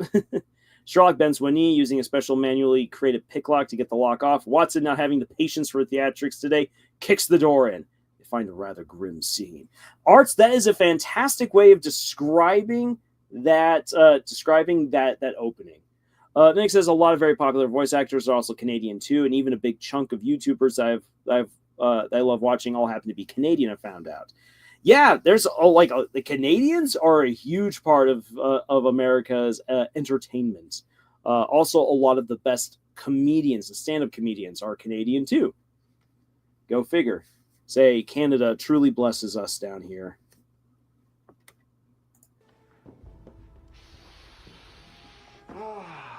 Putrefaction. I love that. Every now and then, I like to use that quote whenever I come across like old food in the refrigerator, or when I have to deal with mulch. Putrefaction. That is a great line, and brilliantly delivered. Sherlock and his descriptions, yes, and also now then. Look at his facial expression right there. Tyler Goodman, I hate AI dialogue. AI dialogue does suck, but the dialogue that we're getting here is amazing. I'm holding out that they do a third, maybe in a fourth. Same here, John. Same here. I need more of Robert Downey Jr. and Jude Law as Sherlock Holmes and Dr. Watson. Colin Craft is back. Hooray! Great to have you back. Now then, when I talked about describing how characters are in a scene, how they're interacting, so Sherlock just went from serious to snarky. Serious to snarky, which is a fun switch up to have because he's already acknowledged that something bad has happened to the ginger midget Reardon, and that this is a dangerous place. But now then here he goes, putrefaction. And he turns around, and the expression on his face as he's looking at Watson is very much like a well, what are you going to say next? Like, I just said something snarky. What will be your response? It's like he's trying to invite banter. He's trying to invite that dialogue. Art says that scene you're paused on is kind of the still we'd see in a movie magazine. Yeah. Oh man, the lighting for the scene is great. Like, people who are true like cinephiles, meaning the people who really love cinema, would absolutely have a field day with describing everything that's going on in this scene. The shadowing is perfect. The set design is so grim and just wonderfully claustrophobic. The way that the characters are acting, the shot angles, the way that the camera is pans. Guy Ritchie really did a phenomenal job with this movie. Ammonium sulfate, among other aromas. Tasty.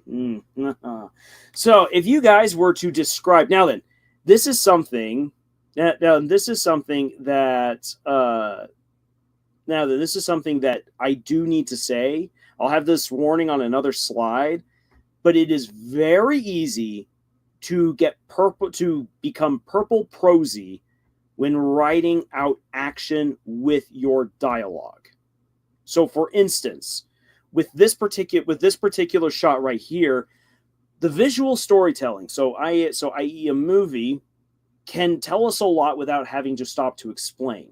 If you were writing this scene and Sherlock and Watson now step into the laboratory, I mean, it's disgusting. It's so riddled full of junk and awfulness.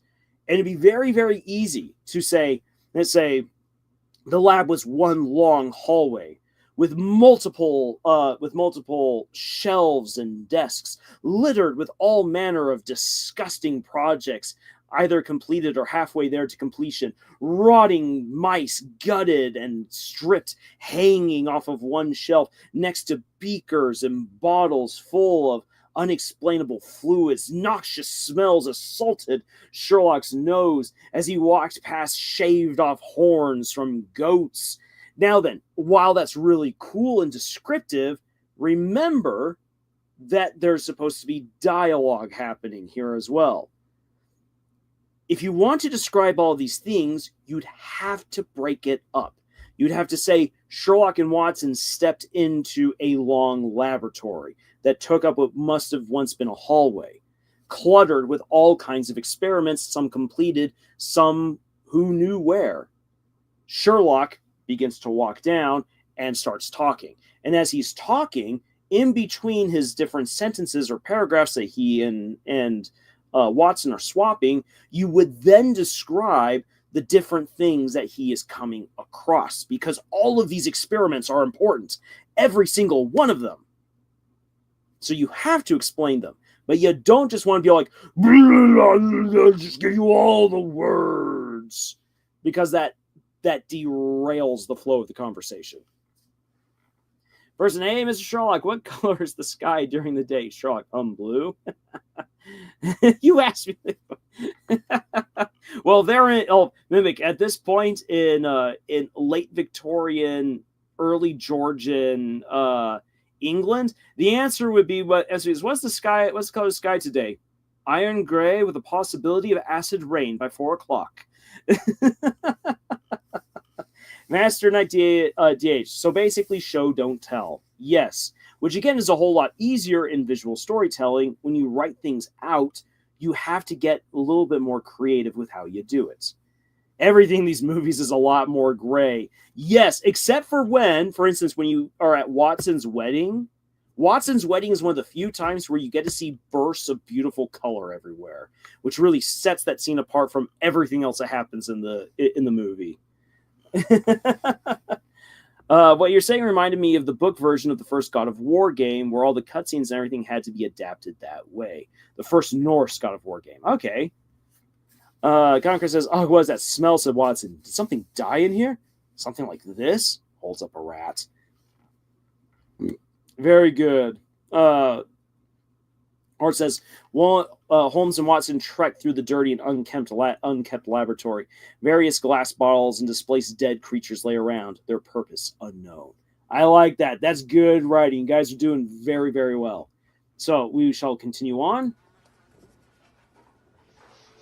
Phosphorus.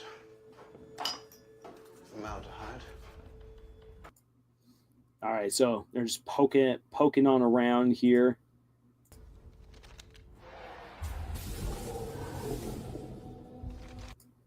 I love how everything in this scene becomes important throughout the movie.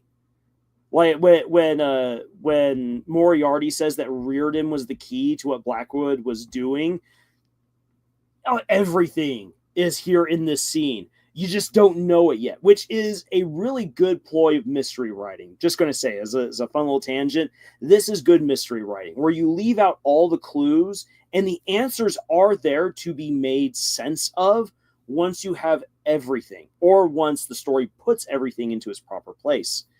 In this Sherlock Holmes movie, if you knew what to look for already, you basically have solved most of the case by this point.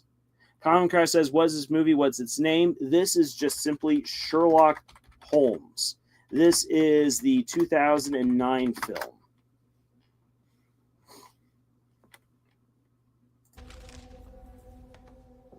It looks like he was attempting to combine some kind of sorcery and scientific formula. Now then, this is where. So again, as you guys are describing what's going on, this is where visual storytelling definitely has a leg up, because if you were writing this as a book, you would have to explain as Watson. You would have to quickly explain as Watson looks at the papers and the equations. Is like, okay, so we've got equations right there. Then we have this pentagram thing, which has got some dark art stuff to it. You have to describe it, and then Watson had to then connect the dots and say, it looks like he was trying to combine some scientific formula with black magic. Whereas here in the movie, the camera can do all of the explaining for you, as Jude Law very slowly and calculatingly says, it looks like he was trying to combine some sort of scientific formula with black magic. Holmes pointing out the various liquids on display. Watson taking note. Watson often admired, yet never admitted to Holmes' ability to solve mysteries on the fly, just by mere gaze. Yeah, Sir Arthur Conan Doyle did a fantastic job of writing that. And another great example of that as well is Murder in the Rue Morgue by Edgar Allan Poe, which some people believe that Murder in the Rue Morgue actually served as the inspiration for Sherlock Holmes. Comcast says, the whole mystery thing reminded me of Hunter the Parenting. There are a ton of mysteries, with solving one being a major plot point in recent episodes. Ooh, interesting. So we have the crazy images. And magnesium. Sulfuric acid. Just like the iron right out of the ink, as long as it's not too burnt. All right, so this is where this is where things get fun. I know I have to like very clippedly move through these scenes, unfortunately. This is where writing dialogue again can kind of feel daunting to a lot of people, but it gets fun once you start getting into it. So let's say you as the let's reverse engineer this. That bit of conversation that we just saw. Sherlock Holmes sees a bunch of burnt parchments, and there's still all of these weird scrawlings and everything. It's weird. It's weird. But as he looks at it, he's like, okay, the parchment wasn't completely burned, which means that there's still a chance for us to figure out what's on there. So he and Watson very quickly share some scientific lingo about what they need in order to try to recover whatever was inked onto the parchment. And if that's an idea that you have in your head, where you're like, wow, like, wouldn't it be cool to find like a burnt letter, but the burnt letter still has something about it or on it that could serve as a clue? Now, how would I do that? And this is where things get fun, because you don't have to just simply write that without knowing what you're talking about. And even if you don't know how that works, that's why there's research. You can research how detectives manage to get information off of burnt letters, for instance. That's absolutely a thing that people have done. And you can also watch documentaries on forensic science, or you can actually reach out to your local police force. That's absolutely something you can do. You can talk to your police force and ask them, hey, so I'm writing a book, and this is the scene, and I want the detectives to be able to like get certain information out of this murder mystery that I've written. How would that work? And I guarantee that there's a couple of cops and detectives who will be happy to talk to you. They might at first be a little bit weirded out, like, "Why are you writing this?" But then when you tell them the story, they're like, "Oh, okay, yeah, no, well, dude, okay, you want to know what happens?" And they might start telling you stories as well. They're like, "Okay, there was this one time where this guy thought that he could get away with this by like taking a magnet to his computer. Well, let me tell you, buddy, what we did to get that information back."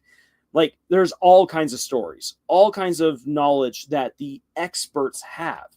And if you don't have it, you can do your research. And if your personal research doesn't reveal it, you can always reach out to experts. Experts are willing to talk to you. It might take a little while. It might feel a little embarrassing to reach out to them. But if you want to write a really cool scene, like Sherlock and Watson speaking actual science to get the ink off of a burnt letter, you can absolutely find that stuff out. You can figure out how that all works, and then you can write that into your scene. Whoops, accidentally leaked classified information. Can't leave now.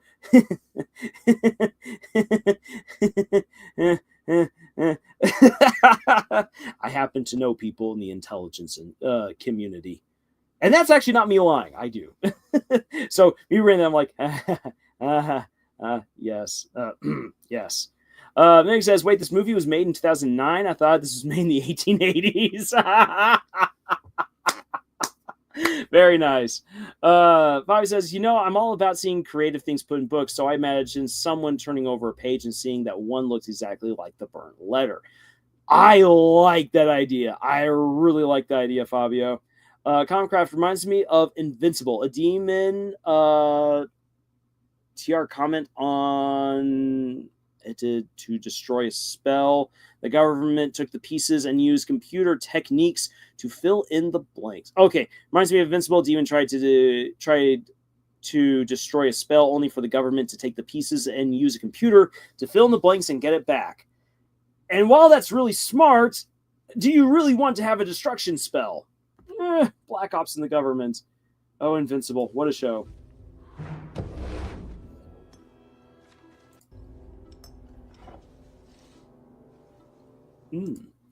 I love how the honey plays a role into what happens later.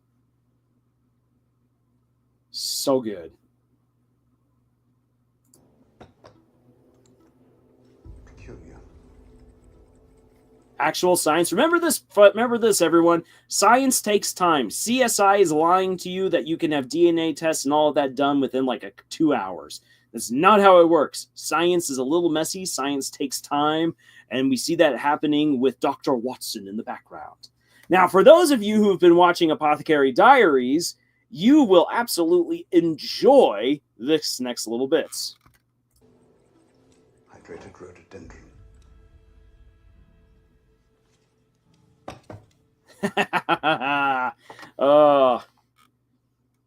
The science you'll learn from different stories. Conqueror says it wasn't a destruction spell, it was a spell that was destroyed by the demon. The page was destroyed and the government rebuilt it. Long patience, science. Do science. Yes, Concraft, you do need to take the time to watch the Apothecary Diaries. It is such a good show. Are those frogs? Yes, those are frogs. Those poor frogs. Good thing none of them are Gingy's frog. Oh, so disturbing. But yes, Sherlock is going to do more science, which is sniffing. One of the things I'm really happy about in this scene is that neither of these guys eats anything in the lab. The number one rule of being in any lab is you do not eat in the lab. I have broken that rule. And yes, it was fun, but it probably shouldn't have been done because my friends and I cooked bacon in the chemical cooker. Yes, we did. Not a good idea, but we did it. It was fun. The only reason why we got away with it was because chemistry class that day was about making ice cream. Lars, what are you thinking? We weren't thinking. It was 0 hour. We were hungry, and I had bacon. I had bacon and waffles. The waffles had already been pre-made, so we didn't have to worry about that. But we cooked the bacon in the chemical cooker while we made ice cream. So we had ice cream, bacon, and waffles for breakfast. Oh man, high school, chemically treated bacon. Yum, exactly. Who knows what was else on that bacon? Guys, disclaimer, do not eat science. Exactly. Ugh, the missing teeth. The guy was missing teeth. Yeah. Why was Reardon missing his teeth? I don't know. How did you bring uncooked bacon? Very simple. I put it in my backpack. It was the first class of the day, so the bacon hadn't been out for all that long. Susie would totally eat science. She would. Oh my gosh! Now we need to have another. Cruzy fanfic of Chris and Susie making stuff in the lab and eating science. Madeline, I heard bacon and joined the stream. Madeline is here. Great to have you here. Nick says, I'm kind of grateful that my science classes never once did any frog dissections, or maybe I just blocked them all out of my head for the betterment of my sanity. We did rat dissections and eyeball dissections. Ugh. In any case, moving on.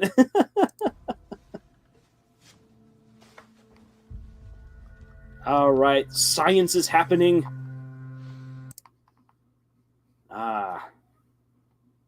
Now then, the sad thing about this particular scene, which I should have remembered as I was laying this on up, is how there's not necessarily all that much dialogue in it, but it's a great scene of dialogue with the characters interacting with the setting. Their conversation is not based off of just, I must talk about this, blah, blah, blah, blah, blah. What I'm saying is advancing the plot. The plot is being advanced, but it's being advanced by the characters engaging with what they have and not just simply reading off the scripts. What have you discovered, Dr. Watson? Holmes. And here's another thing. When it comes to writing dialogue. It is okay for there to be silence. There is a rule in television and in radio that you don't want dead air. Now then, you absolutely do not want dead air when you are listening to the radio, because you're listening to the radio to get all of that good audio inputs. But when you're watching something, it's okay for there to be dead air if the scene calls for it, which the scene calls for it as these guys are doing their science. And it's okay because people don't always have to be talking and yammering blah, blah, blah, blah, blah, blah, blah, blah, blah, blah, blah, all the time. Just because Lars is blabbering to his heart's content during his live streams doesn't mean that that's the way you should always write. Conquest says, I own a collection of Sherlock Holmes books, but I've yet to finish reading all of them. Hey, but you got them. Five says, Chris and Susie find the great Dr. W.D. Gasser Deltarune's abandoned laboratory. Beaker's almost already being wholly consumed by Susie. Silence makes the most noise. It really can if the setting calls for it. Marilyn, I can't tell you how many dissections I skipped out on. Squid, frog, cow eyes, shark, worms, etc. Dissecting a shark would be interesting. I feel like I'd be in the movie Jaws. Look at the crest. Reardon was working with Blackwood. Of course he was. Question is, to what end? To what end? All right. So there's that. So there was that scene. The dialogue. That dialogue helps us to to interact with the setting, with the scenario, with the nasty lab and the traps. And thank you to you guys who actually wrote out your descriptions and everything. Awesome, awesome sauce. And yeah, in this scene, we get Sherlock Holmes going from serious to snarky, trying to engage in conversation with Watson. Watson doesn't engage, and so Sherlock just gets to work. And the two of them aren't necessarily saying a whole lot, but what they share is important. And again, silence is okay. Now, I do have a scene that I'm going to show you where the silence is only there very, very briefly, because the conversation that is to be had is one of passion and intensity, as we are about to see. Let's see here. Mylet says, crazy thing was every single one was in elementary school somehow. That is really crazy. Would not give elementary school kids a scalpel. Comcraft Hunter, the parenting, especially the audio logs, not really audio logs, take a ton of use of strategic silence and inner narration. Very interesting. Fabio, they don't need to be talking and rendering all the time. Reminds me of what I saw from some Dragon Ball Z dubs. They begged for there to be music in some silent scenes, and characters spoke where they originally didn't. One of the latest episodes, there was a beautifully awkward silent scene. All right. So, jumping back on over to here, we will get around to Moriarty and Sherlock, don't you worry, Arts. But, yeah. Here's a scene for you. Belle and Beast. Excuse me. This scene right here is not even a minute long, and the dialogue is perfect. Just perfection, I say. So, let's see how many of you know your Disney. First of all, Beast is sitting on a very beautifully embroidered seat. Man, that is gaudy. That is so French.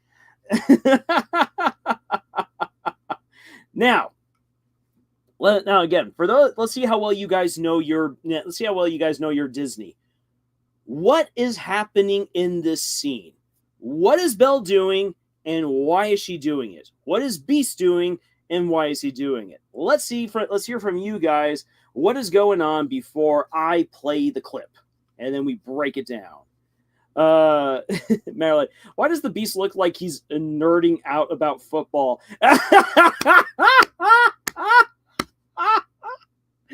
Oh, that's so perfect. That is, oh my gosh, yes.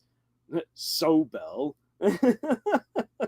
There's absolutely no way that Mahomes will ever be able to break Tom Brady's record, and I'll tell you why. Beast mansplaining sports. Fabio, neck. Well, I mean, he's a monster, so of course he can have some good neck to him.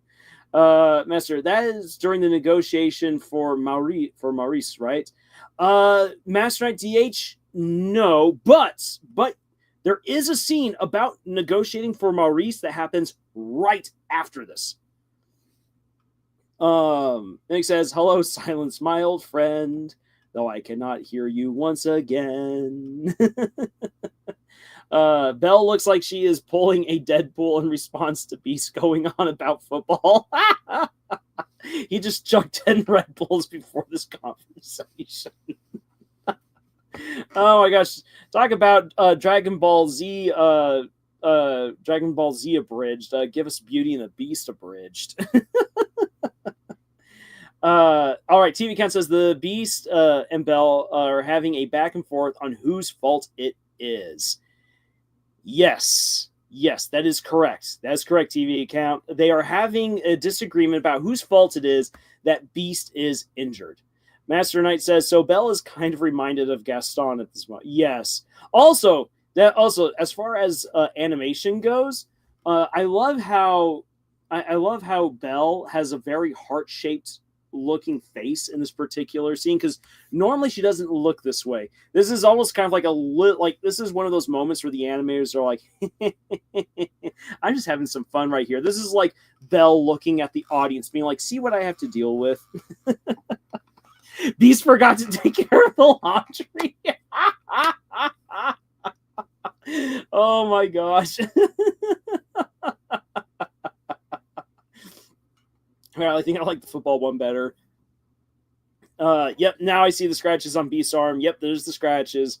Comcast says, I forgot completely about the Beast getting injured. Yeah, when the Beast takes on that entire pack of ravenous wolves. The account says this is one of my favorite scenes. It is a great scene. It is a phenomenal scene. The live action remake absolutely butchered this scene with how bland and boring it was. I highly recommend on your own after this live stream to compare the two scenes. And this is where you can see how dialogue really does depend a lot on the personality of the characters and the setting, because the live action remake is so bland and boring, even though it uses the exact same words. It uses the exact same words, but the description and the execution are so different. And that's why, again, it's so important to understand who your characters are, the setting that they're in, the relationship that they have while they're speaking. All of that plays into how the dialogue comes across. Let's hear. Marilyn says, "Hey, Belle, I don't know. I didn't do the laundry, but look at my March Madness bracket. Yeah, Beast is right now bragging how he got like March Madness 90% correct. He's ready to go to Vegas." TA Count says they didn't even make the Beast look more beastly. That was a huge problem of mine with the live action remake. Despite live action being overall more popular, animation is exaggerated enough to be able to do more with a bit less, more exaggeration without losing the audience. Yes, Commoncraft, yes. I 100% agree. All right, so let's dive on over to...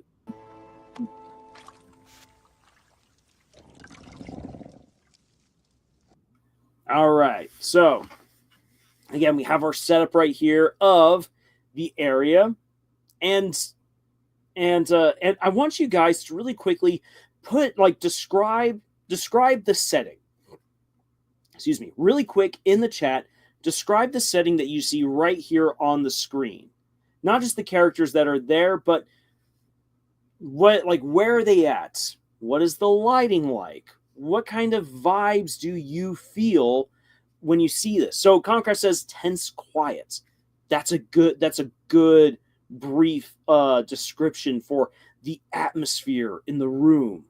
What else about the room? What does the room look like that helps to convey the scene and what is about to happen? Fabio says there's all that stuff with the newer animators wanting to allow the princess to look ugly even now and then, while the older ones wanted it to be beautiful all the time, basically. Forgot what I was typing for a moment, so it looks it took a bit for me to finish. Warm, comforting, and yet somehow ominous. Very good, ISO. I agree with that. To the left of the screen, you have a fire, which is providing warmth and light. It throws Belle and the others into reflection, but there's lots of shadows. And the way that the Beast is hunched over, licking his arm, provides that ominous feeling. Marilyn says it feels like there's a distance between the two. Yes. Concrete in front of a fireplace, a wide room feels almost empty, yet a tad ominous. Really good. So I think it's the contrast between the warm light from the fire and the dark background. I agree. Fabio says, older than like the OG Ariel, Disney's Little Mermaid. Yeah, with how princesses can look and everything. I'm just going to say this. For the live action remake, I know a lot of people were upset with the actress that they got to play Ariel. I was fine with her playing Ariel. I'll just say this. It was a soulless live action remake. Again, they somehow managed to take the beauty of the original animated Little Mermaid and just make it so bland and blah and lifeless. Bad acting and not helping out the actors. It's a bad directing, bad writing, and not helping the actors well enough. Master says some shadowing to show the castle still being a cursed place. But yeah, ISO does correctly indicate a sense of hope. TV count hidden tension within the calm. Belle is closer to the light while the Beast is closer to the shadows. Very good. Yeah, so there's this distance between these characters that we're going to see lessened by the end of the scene. Again, this is where action helps to communicate what's going on. Mick says, Belle's facial expression in the other screenshot is my mom's expression when I instantly talk back to her. The belt will make its appearance shortly. John says, I worry that Disney will get their grubby little mitts on Back to the Future. Oh, no. Please, no. Leave Back to the Future alone. I'm Omega. In an ornate room, both Belle and Beast sat in front of the fireplace. Nick says, I will say Haley Bailey has a gorgeous voice, though. She has a very nice voice. Arts, I always admired how slowly close they got over the course of the movie. Yes, the action, what the characters are doing physically says a lot about what's actually happening within the story. The Beast chair makes more of the shadows of the room being directly in front of the fireplace. It does. And it kind of provides, again, that looming feeling that the Beast has over everything and everyone within the palace. So, continuing on. Here now. Oh, don't do that. Perfect spot to pause right there. Belle just looks done with this. Now then, again, conversations can take all different kinds of forms. Remember, Beast is a monster. He is a beast. And so he doesn't reply with no and pulls back. No, he replies to, hey, don't do that. He replies with pulling back and growling because he's a monster. And it's good. It's good to see this, especially because at first he's acting all monstrous and he will start to become more human by the end of the scene. So in the conversation, the dialogue, or in this case, the lack of dialogue, tells us something about what's happening with these characters. Comcraft says, I just imagined Back to the Future, except they tried to use it to explain the multiverse in Marvel for some reason. Yes. John, Emma Watson was miscast as Belle. That's right. I said it. Who wants some? Come on. No, I agree. I actually do like Emma Watson as an actress, but I don't think she was the right part for Belle, especially because you need to have a good singing voice for Belle. And again, that was a movie that just needed better direction. Ugh. Now, this is the exact moment she learned about the laundry.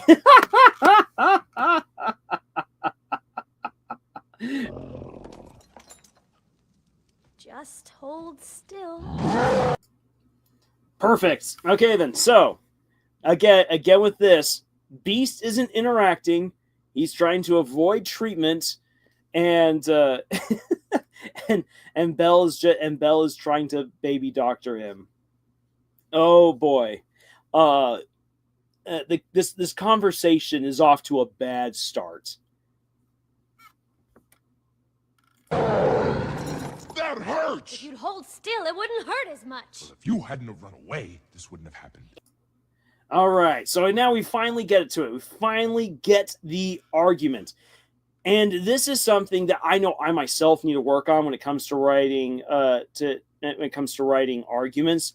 But characters do not have to say long-winded explanations for why they're so upset.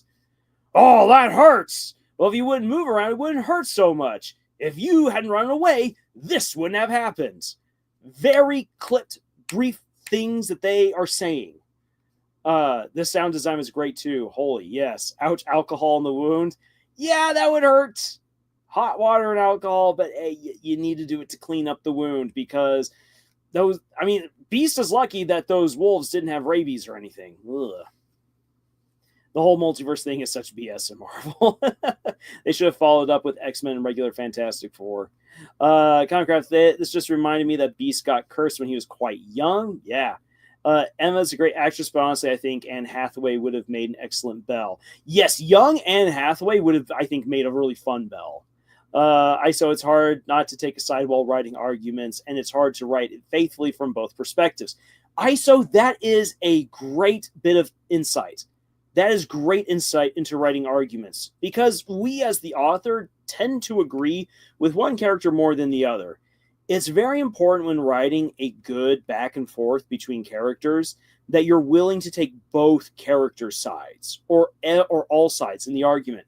I just read an excellent debate scene within Wind and Truth written by Brandon Sanderson, and it is incredible because he makes you sympathize and agree with the main villain.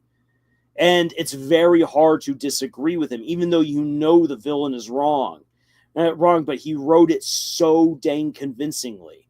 And yeah. And you can only do that if you're willing to let the other person that you don't want to win the argument actually have their say in the argument.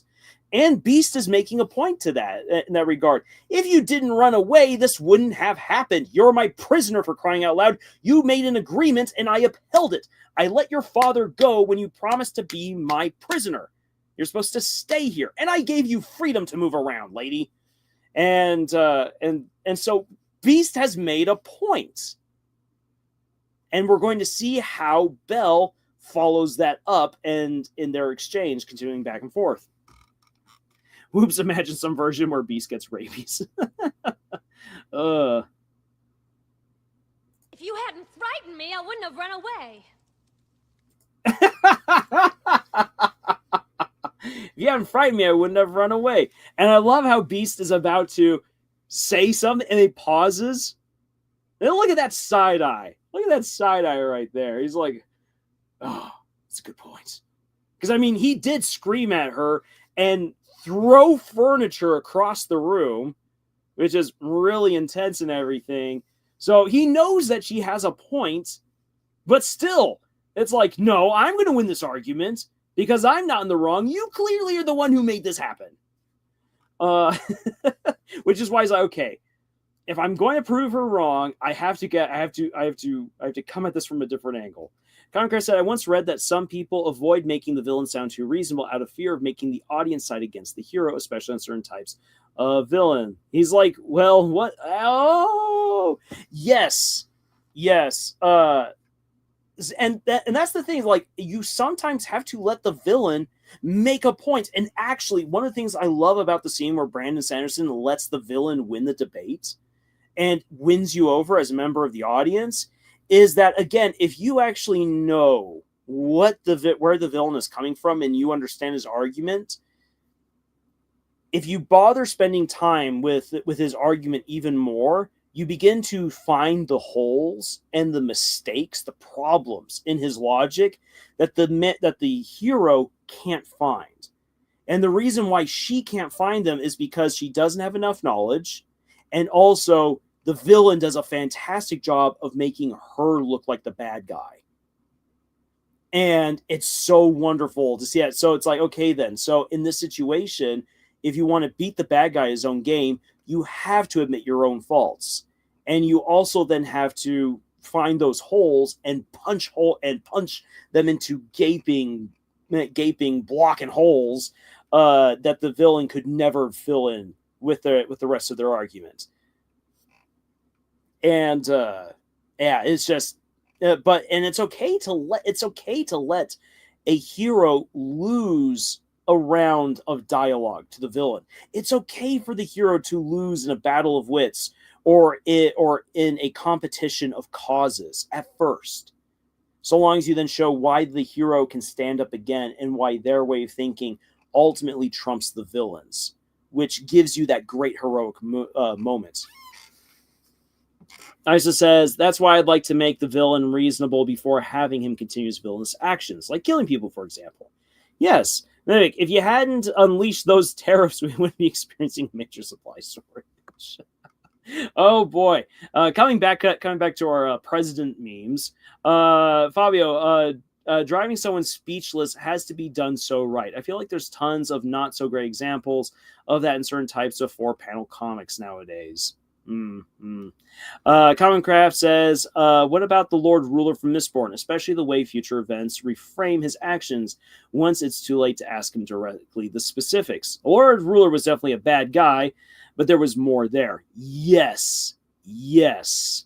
I absolutely agree with you. Yeah, when you know what happened with the Lord Ruler and why he did what he did, it makes sense why he did it, but it doesn't excuse what he did because he could have done it differently. And I love how Sanderson really sets up that scene where you're like, dang it, Lord Ruler, you could have fixed everything, but you didn't, and you screwed it up. And you became the villain. You lived long enough to become the villain.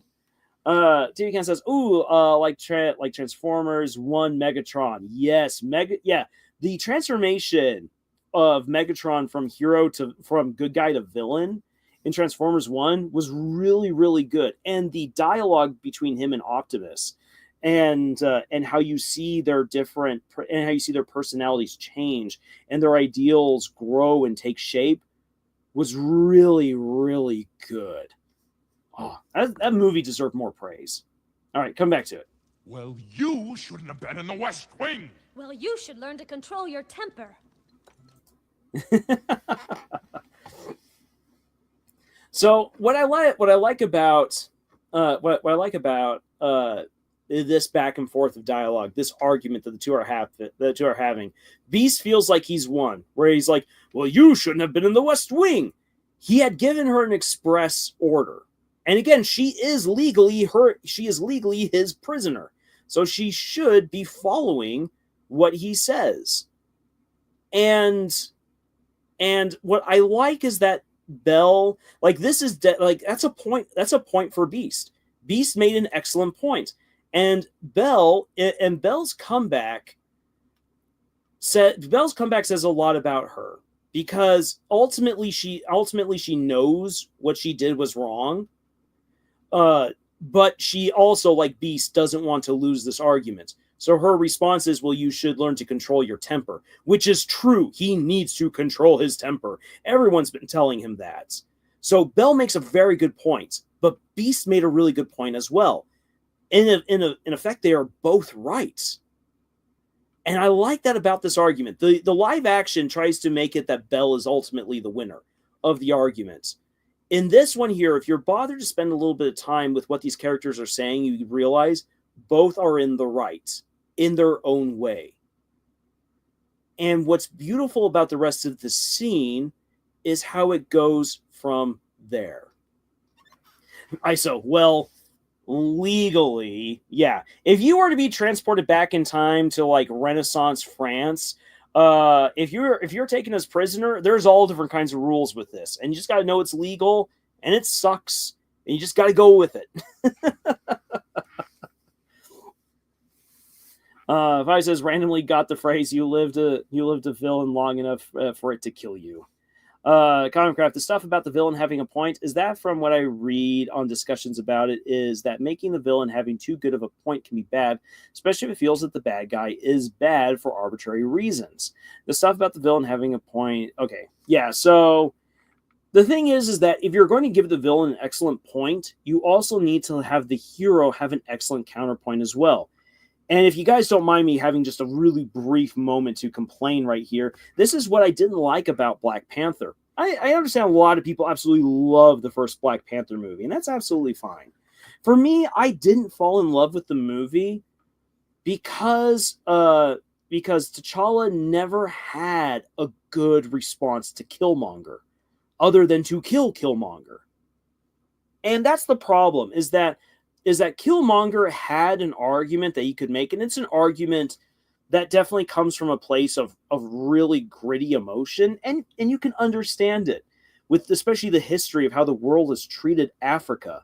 So if you were to give Africans the chance to get their due and to become the powerful peoples and nations that they should have been, rather than the kingdoms that got kicked around by the Indians and by the Europeans and the people from the Middle East, Africa could have been filled with so many amazing, powerful kingdoms. At certain points, it was. So Killmonger definitely comes from a position of, we're like, imagine if we could have been this. T'Challa's response, rather than just outright killing Killmonger and being like, I promise I will do better, should have been, yes, we could get revenge on the world. We could change our nation and everyone else around us, elevating our people to who they could have always and rightfully have been.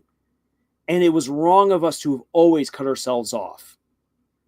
But if we now expose Wakanda to the world as a military power, even with our amazing technology and our vibranium, we will become monsters and villains who will only perpetuate the cycle of violence and revenge.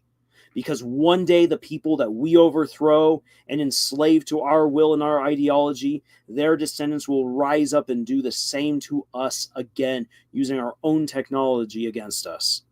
If we are going to prevent the world from a continuous cycle of violence and revenge, Killmonger, we cannot be a Wakanda that sends weapons and soldiers out into the world for revenge. That is the response. That is the response that Black Panther, that T'Challa should have had, but he didn't. And that is why the ending feels so weak and so rushed whenever I watch Black Panther. Excuse me, let me take a drink. Oh, Hannah, you got to go. Hannah, thank you so much for being here and for your participation. I hope you have a great night.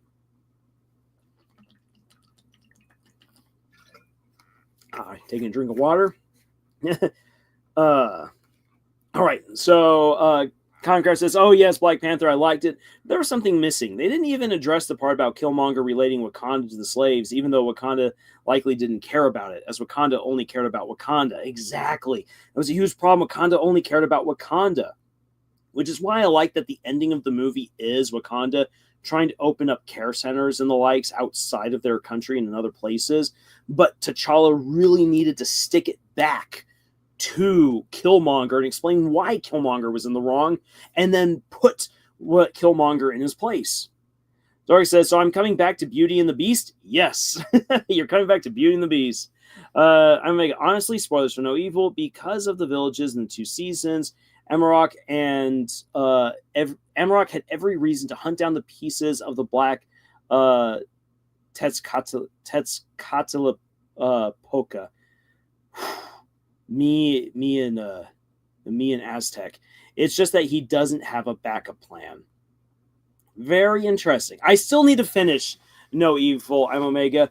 I want to do it. I've just been so busy. And it's something that I know I need to sit down and just dedicate time to in order to make it happen. But I do plan on finishing No Evil.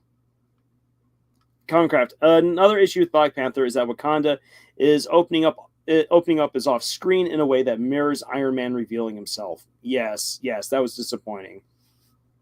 And he says, I like how a lot of old Disney movies really teach us great life morals. You need to control your temper, not let it escalate, taking accountability for your wrongdoings, regardless of reasons. Yes, yeah, old school Disney movies definitely had some good messages in them. And even something like The Little Mermaid. Like, The Little Mermaid, like, well, Ariel basically gets everything that she wants. The issue, the ultimate lesson within The Little Mermaid is that you need to have proper communication. And that's what it's all about. Like, things could have been far better if Ariel and Triton had just really talked things out. Ariel needed to be more open and honest with Prince Eric. And even though she was mute, she could have been. If she had tried a little bit more, and Eric needs to be more open about his feelings, and he would have realized much sooner that he actually was around the girl that he loved this whole time. Concraft, I would love to see him dedicated to seeing the world, or at least some people reacting to the reveal that the third world nation of Wakanda was actually super industrial and advanced. Yes, that would have been awesome. Anyway, moving on with the scene. Now hold still. This might sting a little. Okay, and again, a neat little bit of dialogue right here. Because after they've had their shouting match, they've both proven their points, or made, at least not proven, they've both made their points. And this is where most authors would say, like, okay, well, now I need to show that Belle is right. I need to show that Beast was right. But rather than that, both characters have made their points. And they both characters also realize, hey, Anna's back, woohoo! And they also both realize it's like, okay, yeah, they made their points. and I'm in the wrong, but I'm also kind of right. Art says Beast is so awkward and stubborn here. He is.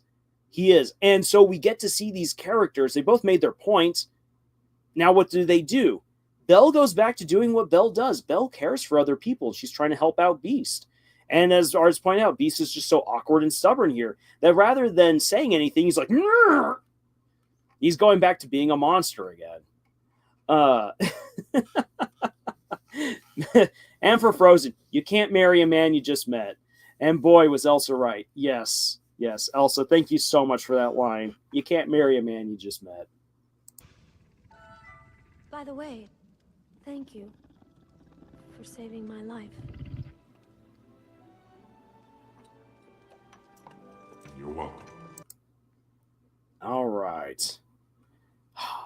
So good. Again, I would love to just show this whole thing straight on out, but then Disney would copyright claim and strike this stream. So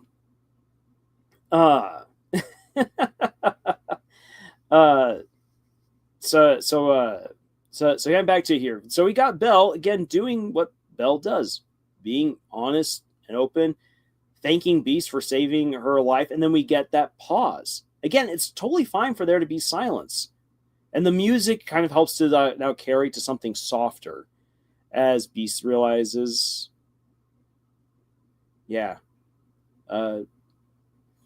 she's right. And she thanks me. So you're welcome. And that's just, and the scene ends there. And it's just a beautiful little exchange that shows the turning point between these two characters and their relationship. Concraft says the monster he feels he is, and how often did he hear those words? Yes, very good. Omega just asking about No Evil. Are the spirits in their are the spirits in their community, or did the party split yet? Let's see here. Where I am at, they've split. They split as one group is taking their journey down south. That's where I'm at. John says they don't have any problems with screwing over everything else. All right. Now then. So let's then get to a scene. Dang it, I'm thinking of Cruzy again. Oh, such a good Beauty and the Beast. It's a Cruzy moment. I mean, Chris is the Beast, obviously. Mal says, I don't know, this has zero relevance whatsoever, but I completely forgot how I'm listening to this as I'm 3D printing a landmine. Okay. NSA is coming to your house. Talking about Disney crying over the copyright. LOL. Disney, they're flipping copyright. They don't even care about this movie anymore. They only care about the money that it makes, which is a big difference. Caring about the story, caring about the profit the story makes you. All right. Now here we come to our second to last clip. Vader. Woo! My phone. Wow. Holy cow. Well, there's a way that you know that that someone is trying to is spam calling you. I just got a call from New York. Yeah, no, that ain't happening. A guy here in the middle of the desert. Yeah, he's not getting a call from New York City.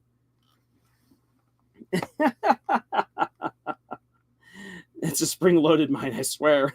I mean, Chris could be the beast of the game, I guess. Matterlad's username checks out. Speak of yourself, I'm watching a video about the graduates monsters of the week from Common Writer Gav. Was that a call from Disney? No. If I got a call either from what is it? If I either got a call from Birmingham or from crud, where are they down in Florida? That's how I then know that I'm getting a call from Disney.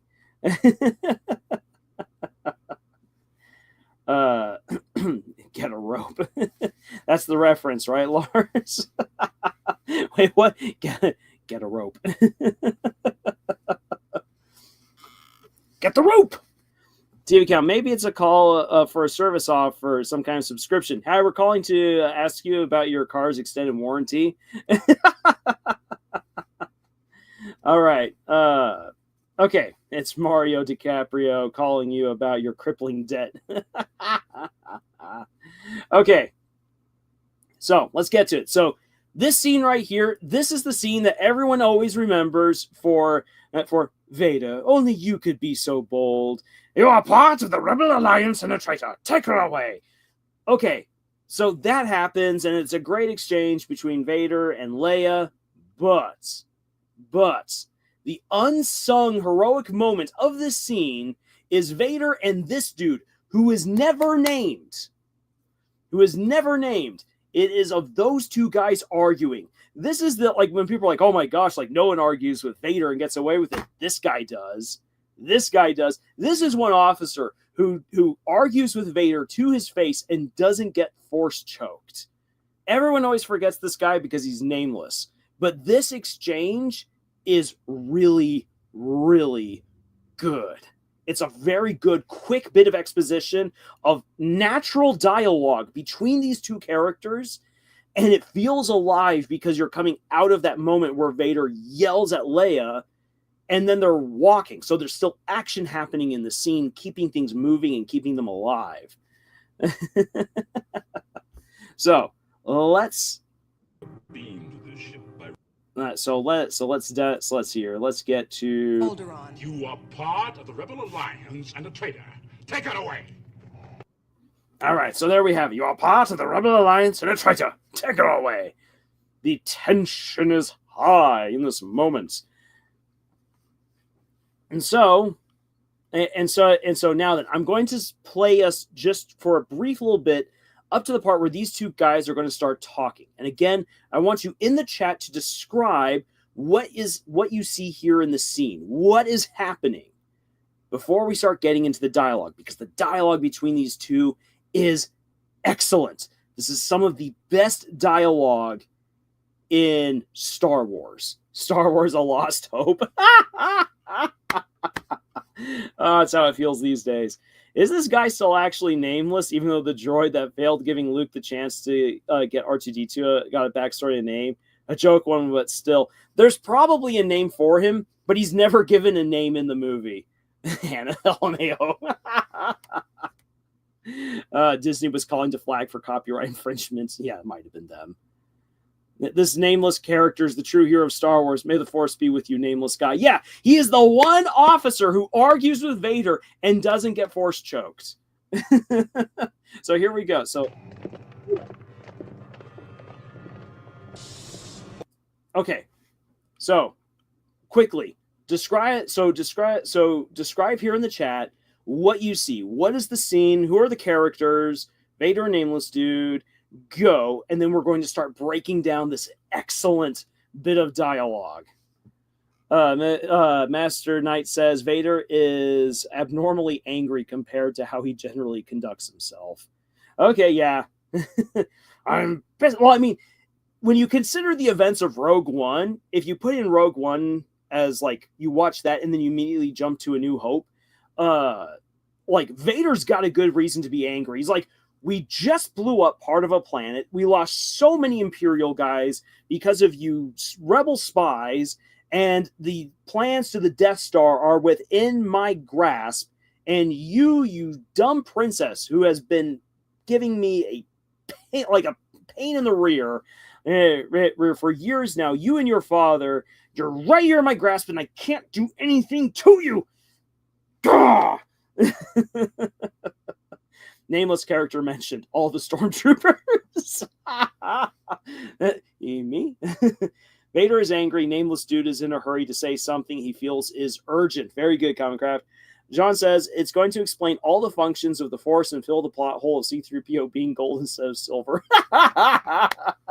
Disney's going to put... Okay, Disney Plus is going to do a spin-off series of him. Oh my gosh. Disney and their dumb spin-offs on Disney Plus. Okay.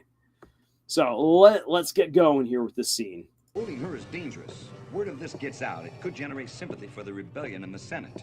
I have traced the rebel spies to her. Okay. So, they're going to get Pedro Pascal as him. Yeah, I can expect the Mercy mission would have been referring to the happenings with one Yogar List. So, they need to make a full show of Darth Jar Jar.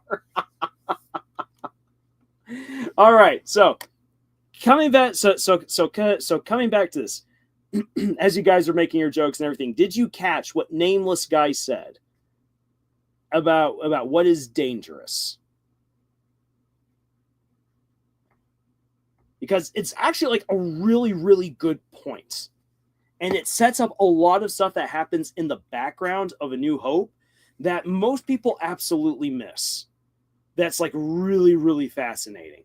This is when I say that fictional politics are fun. This is the fictional politics that I'm talking about. I'm Omega, walking down the corridor. A fairly pissed off Vader fumes as an Imperial officer tries to warn him of something important about Leia.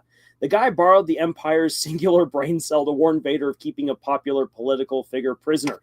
Yes, exactly. Yeah, the one brain cell in the Empire. He's like, holding her is dangerous. This will cause sympathy for the rebellion in the Senate. The Senate, despite the Galactic Republic being reorganized into the First Galactic Empire from Revenge of the Sith. Despite that having happened, the Senate still exists. Then the Senate still has some kind of power.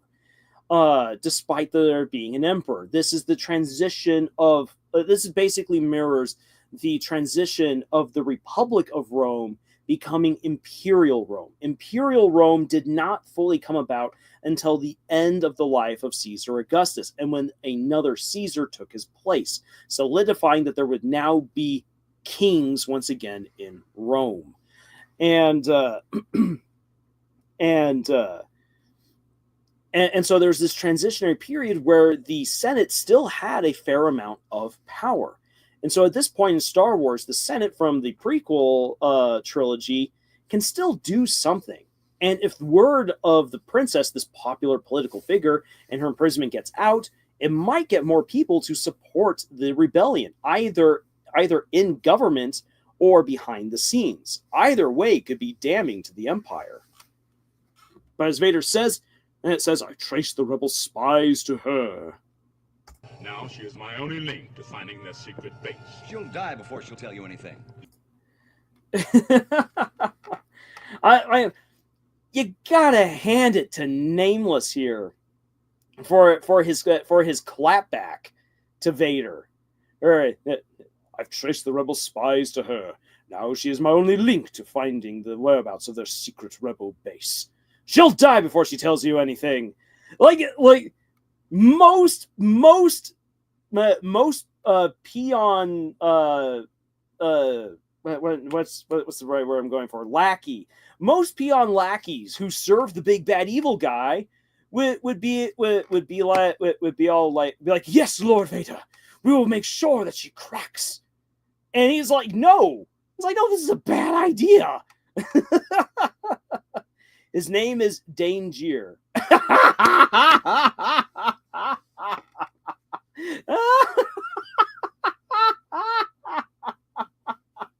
That is great.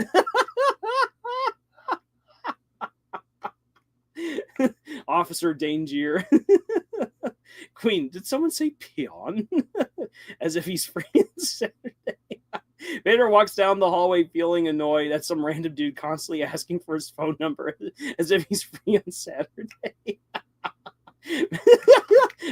Master Knight, please do not ruin Nameless too. Oh, I love it. Tyler says, how about the Gaslight District as some good dialogue, like I make you never end up like one of us, make a promise to protect her. Yes, there's some good dialogue in the Gaslight District, especially between Ken and Mel. That's some really good stuff, which I am working on my analysis video for the Gaslight District. because today I ended up babysitting and was repairing a washing machine. I did not get everything done that I wished to, so it might take a couple more days for that video to come out than I expected, but I am working on it. Marilette, or they make a giant golden statue of themselves. All right. Leave that to me. Send a distress signal, and then inform the Senate that all aboard were killed. All right, so. God damn it, take a drink of water right there.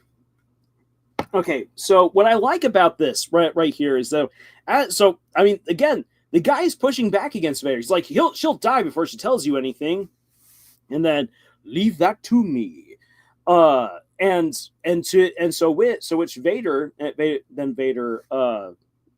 responds with Vader then says, okay, this is what I want you to do. I want you to send a distress signal and then inform the Senate that everyone aboard died. So Vader is creating a lie, and they're going to cover up what they've done illegally. And so even though the guy's pushing back, the boss has said what he's got to do, and now he's going to do it. And I like that because once again, most current authors, if they were to give Nameless this moment of pushing back, they would have Nameless be like, "Nuh-uh, Vader, nuh-uh, I don't think that's going to work. The Senate isn't that stupid, Vader." But no, the officer, Nameless dude, has already said what needs to be said. He's concerned, he's worried, but big bad boss man Vader is saying, "Leave that to me.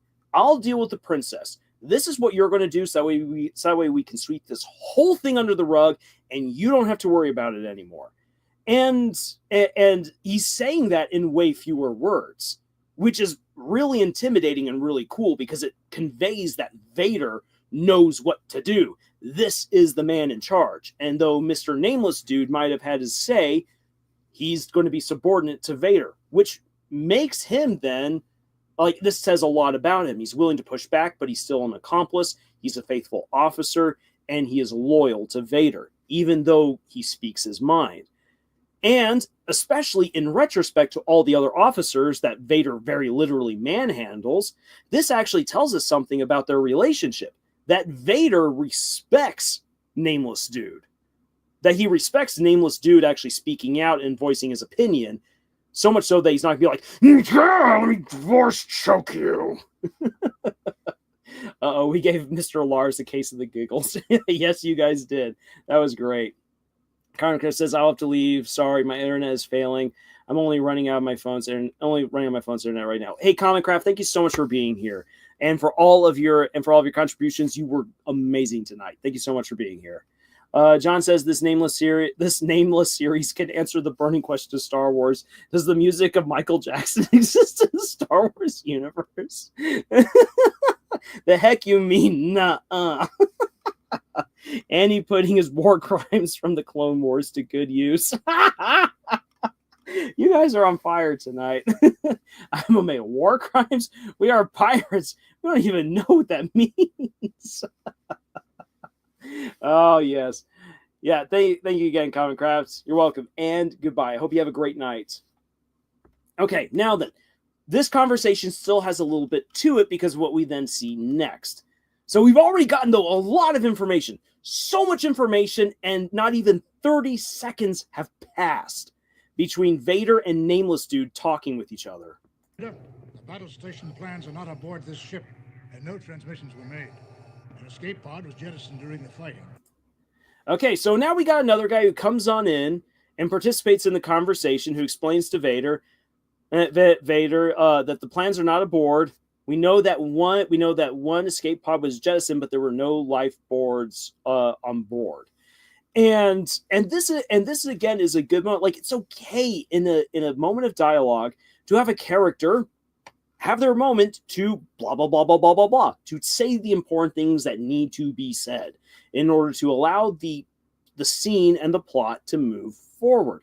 But the conversation that we just had between Nameless Dude and Vader is very much real, where it's two guys talking about what just happened and having a back and forth. So we're getting all these different elements in a good conversation, and the conversation is growing as more people are coming in. This is excellent writing. This is Star Wars at its peak, people. Mustard. What about mustard gas? Oh, by the way, the outfit that Nameless Guy is wearing reminds me so much of the iconic outfit that the legendary Janet Jackson wore in Rhythm Nation. Mr. Vader, you're nasty. Oh my gosh. Chuckles the Clown. Oh, misspellings. Vader pronounced like radar.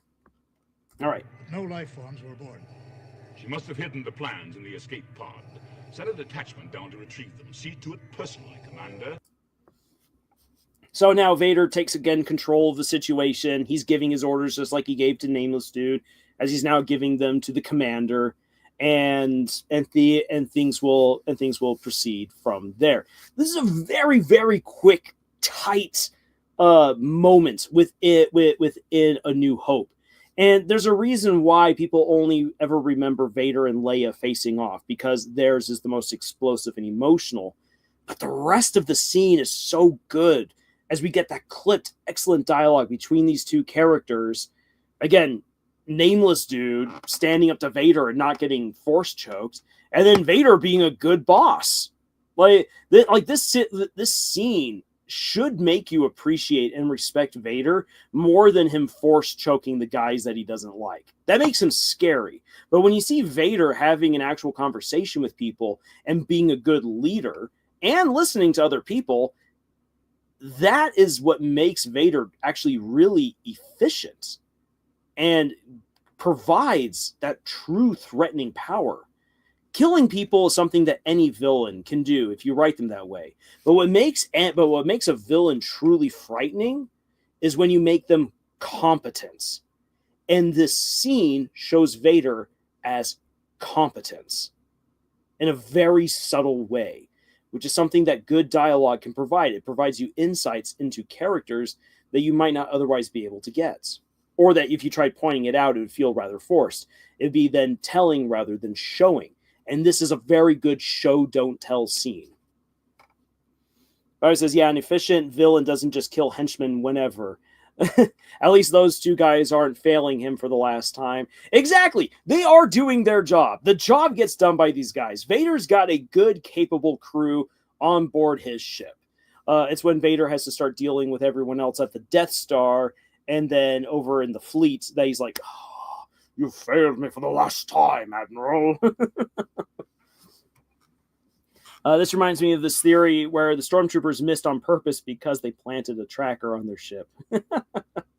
Fabio, unless they're way more efficient with something that ain't henchmen. There'll be no one to stop us this time. Yes, sir. There'll be no one to stop us this time, except for Luke Skywalker. You know, a little trip down memory lane.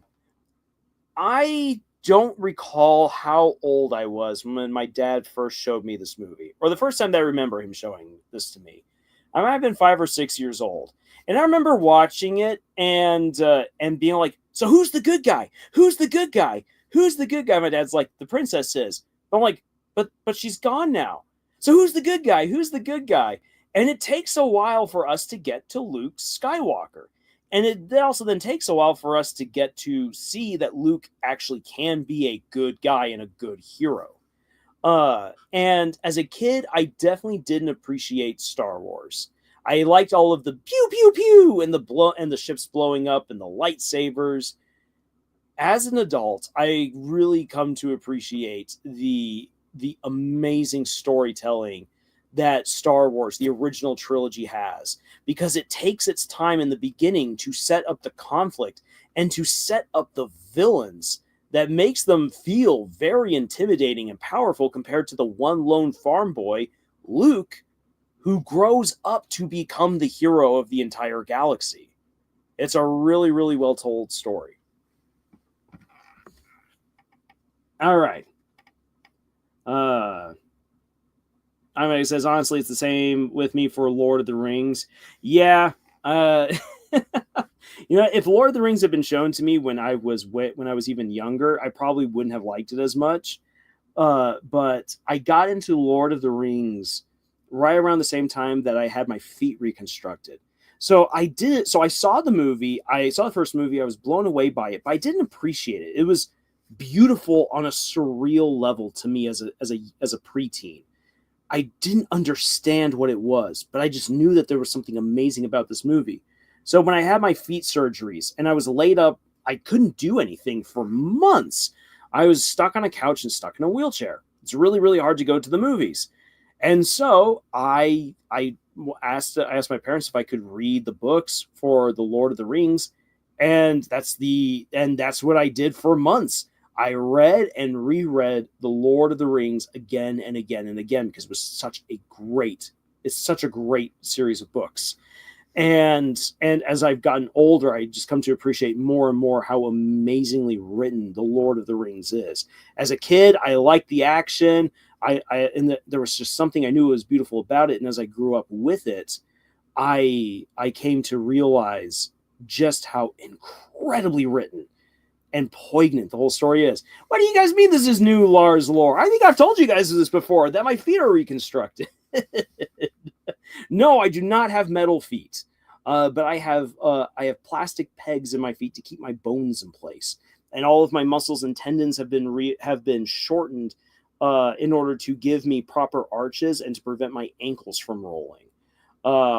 And I have also a fair number of fake bones in my feet as well, because my own body, my feet and legs became detached over time from loose tendons. It's a problem that runs in my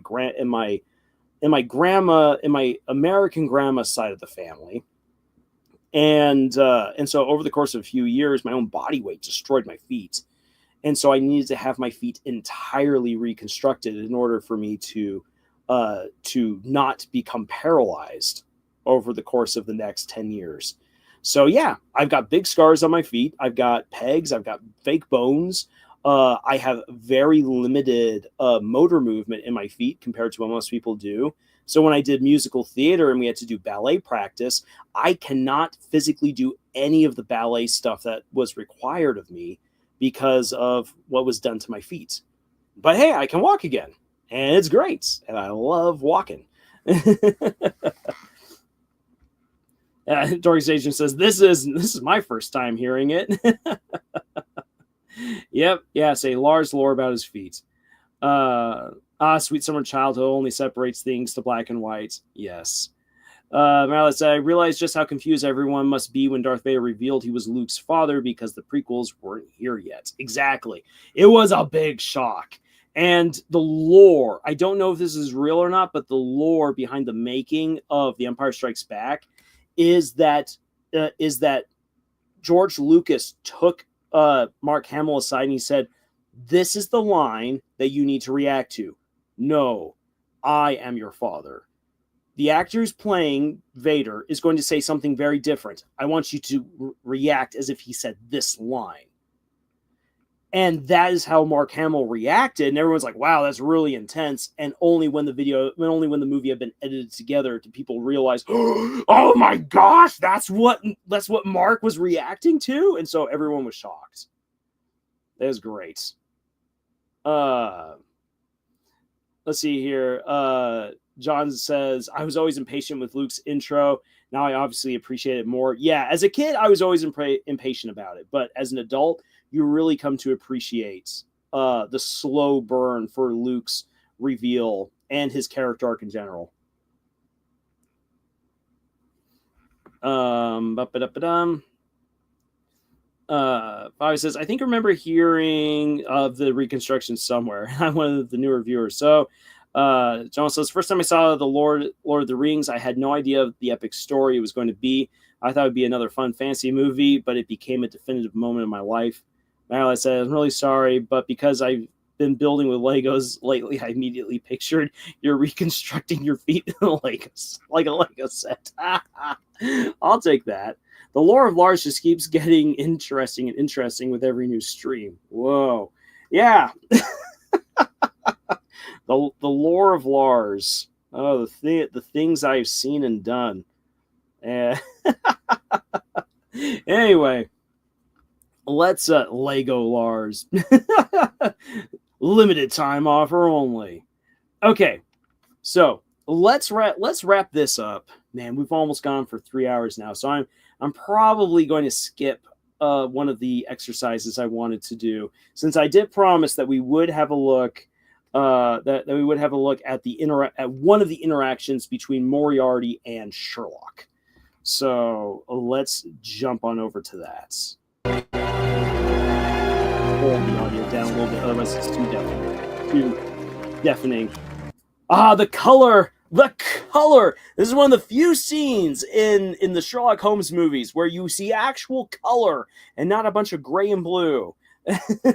Which again is meant to highlight just how happy this moment is and how healthy it is too. Let's see here. Can we still do the unused exercise on Discord? Yes, you can. Absolutely. And I mean, I will show you guys that here in a bit. Sounds like Legolas. Lego Lars, go. Lego Legolas. Legless Lego Legolas. Blah, blah, blah, blah. The beautiful scene. Watson and Mary. The happy couple. As a colorblind person, I don't notice anything. And salute to both the legendary James Earl Jones and David Prowse for teaming up and bringing the character of Darth Vader to life. Major props to all the writers as well. Yes. Say major props goes to David Prowse for the physical representation of Vader. He did an amazing job, and of course James Earl Jones did a fantastic job as a voice actor. Just so good. All right, so we're going to skip ahead a little bit right here because this is a pretty long scene, because we want to get to Sherlock and Moriarty trading bobs. Now then, this scene, as we're going to go through it, this is fantastic dialogue between the hero and the villain. And again, I want to hear from you guys. I want to quickly get from you guys the setting, what you see right here. So I'm just going to play this just a little bit further. Okay, there we go. Oh, that's such a blurry picture. Let's pull this back a little bit. Neither. Something stronger, perhaps? No, but might I trouble you for an inscription? Can I get your autograph, sir? Okay. Wow, those purple trees look amazing. Hey, Comicraft is back. Woo! Your internet has become stabilized. The Dynamics of an Asteroid and Lecture Notes by Professor James Moriarty. Which I'll just say this: the actual astrophysics, the physics of space, is insane and it's amazing. If you didn't know this, through astrophysics, we can calculate the mass of a star based on its color. I'm not kidding. You can actually do that. It's amazing what you can do with science. And that's the kind of science that Susie would try to eat, but it was very difficult. All right. Okay, so there we go. Good shot. I'm okay with this. Ain't too fuzzy. So take a quick moment, and in the chat, I want you guys to tell me real quick, who do we have here and what is the setting? Describe the setting, because this is something that is definitely going to be played around with by these characters as they speak. This will be mostly them trading verbal barbs and playing mental 4D chess with each other, but there's still going to be some incredible stuff that happens here in this scene, especially with their movements, their action. This is a very tense, action-filled scene, despite the fact that there's no bullets flying or anything like that. Carmcraft says a library/laboratory. Yeah, it definitely has that laboratory feel and that library feel because there's all those books everywhere. It looks more calm and organized. Yeah, because he's a professor the way a professor should be. I would never be that kind of professor. I'd be way too disorganized. Don't eat stars, Susie. You can't tell me what to do, Chris. Nom, nom, nom. With Moriarty's scientific office, Sherlock Holmes paces around the former's desk, ready for confrontation. Excellent. That is an excellent summary. I'm Omega. Very good. All right, let's see who else. Not calm, but I can't think of the words. I think to kind of go along with that, like there is that there is well, the way that I might describe that, Marla, the way that you're kind of going is I would go with a false sense of ease. You have two rivals who are in a situation where they both know that they're not going to attack the other, and so they can be at ease, but they're both rivals. This is their first time meeting face to face.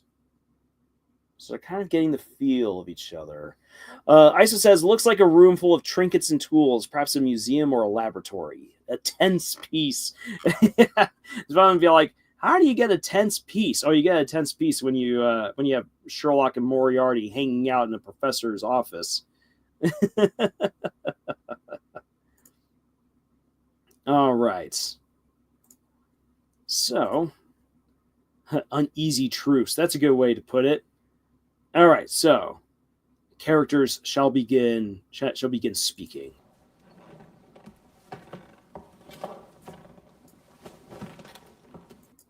Again, a moment of silence, which don't be afraid to let silence be there between these characters.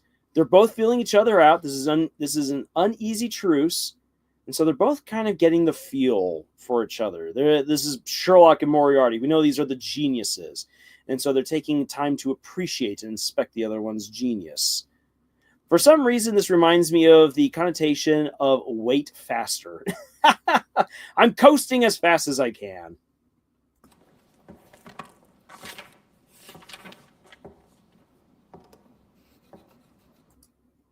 Again, just that protracted silence right there.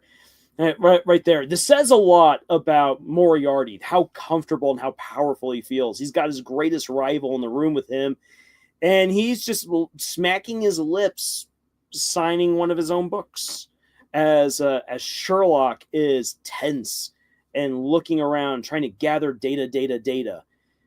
And what would you gather about a man based on what you see in his office? What I love is what he brings up from this scene. How this scene speaks so much about Moriarty, and Moriarty doesn't even realize it. That's so dang good. It's one of the reasons why I love these movies. Characters getting their bearings, getting comfortable. Sherlock and Morty. Hey, Morty, we're going to watch Sherlock and Morty. Marilyn, yeah, it feels tense, but not tense at the same time. Into the lion's den we go. I read that the good doctor was to be married today. How was the service? Okay, so the conversation begins. And let me ask you this. What should a professor in London, most likely in London, maybe in Oxford, what should he know about a small town wedding? That's where you, as the observant audience member, should be all like, oh no, Moriarty knows things. I says Moriarty takes a seat, his posture confident and calm. Sherlock paces through the library, examining his surroundings in silence. Fabio, not versions of Rick and Morty. That tried to be Sherlock and Moriarty. Nothing unless he has relatives or friends there. Yes, he shouldn't know, and yet he does, which already should let you know that this man is very dangerous. John Wells says, Sherlock is a genius. He can fight. He can make you feel 1 inch tall. Moriarty can do all of that, but he has no emotional limits. Yes. And we begin getting what John has written right there. We begin getting the first real hints of that here in this scene. Yeah, by this time in the movie, we've already seen Moriarty kill Irene Adler, but this is where it gets fully enforced just what kind of a monster Sherlock is dealing with. Rick and Moriarty. And he's confident enough just to tell it. Somebody's Morty was getting schlocked. I would definitely watch this episode of Rick and Morty. Definitive. He'll no longer be party to my investigations. He's out of the equation. I trust you'll take this into consideration. Okay. Evil Morty gone wrong. Oh, so I love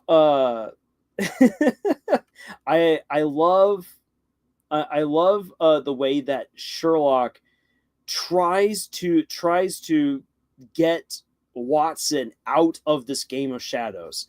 It was because Moriarty is like, so how was the wedding? And he says it was definitive. He will no longer be party to my investigations. I hope you'll take that into your equations. And so like we have two verbal barbs, but very polite. But because Sherlock, but you can already tell, because again, Moriarty shouldn't know this, but he does. And so Sherlock is trying to deflect danger from Watson. And at the same time, there's a small clue. There's a small clue that Sherlock just picked up on, which is conveyed not just through the camera shot, but also in his pause. Let's go back and see if you got. I actually am gonna pull this on back, and I want you guys to see if you catch the meaning behind the pause. Sherlock found someone to contest his finding the meaning of life when looking at the speck of dust in a room. Level of attention. Moriarty is considered to be the first supervillain. Yeah. In terms of like modern writing and like long form storytelling, Moriarty definitely fits the bill for a supervillain. Then just as he finished, he was like, wait a minute. Yeah, genius version of yelling, please don't pay attention to that guy, please, I beg you. And then just as he finished, he was like, wait a minute. Yes. So, again, let me quickly pull this back and see if you guys can, again, catch that pause. He'll no longer be party to my investigations. He's out of the equation. I trust you'll take this into consideration. Okay. So, based on the pause and the camera shot, what are we supposed to pay it? What do you think Sherlock's pause is all about? I want to hear from you guys so we can build on this. We're gonna try to reverse engineer this scene to help us better understand how we can improve our own dialogue writing. And also then gives me a chance to get another drink of water. Sadly, my ADHD brain is too everywhere to understand a word of dialogue being said while listening at midnight. Wait, I just realized it's midnight. I'll be fine. Oh, boy. Yes, Moriarty got too comfortable and forgot he left a clue on the blackboard. Something that no one else would pay attention to, but Sherlock did. John well said, like in a similar vein of Joker and Lex Luthor. A recurring threat that is a direct threat to the skilled hero rather than a one-off. Oh, exactly. That's very good right there, John. That Moriarty does serve as that reoccurring villain who is a true threat to the hero. And yeah, Sir Arthur Conan Doyle did a great job with him. And so does this movie. I wonder. Yes, there's something on the blackboard. So that equation. So he even says like equation because he's looking at a bunch of equations, and then he suddenly realizes there's one equation on there that doesn't necessarily fit with astrophysics. Okay. Interesting. Manuel, Batman and Sherlock, who is the better detective? Ooh, interesting question right there. Interesting question. I'll let the people who really know the comics have their say on this, but Batman in the DC universe is supposed to be one of the smartest men alive on Earth. He is one of the best detectives.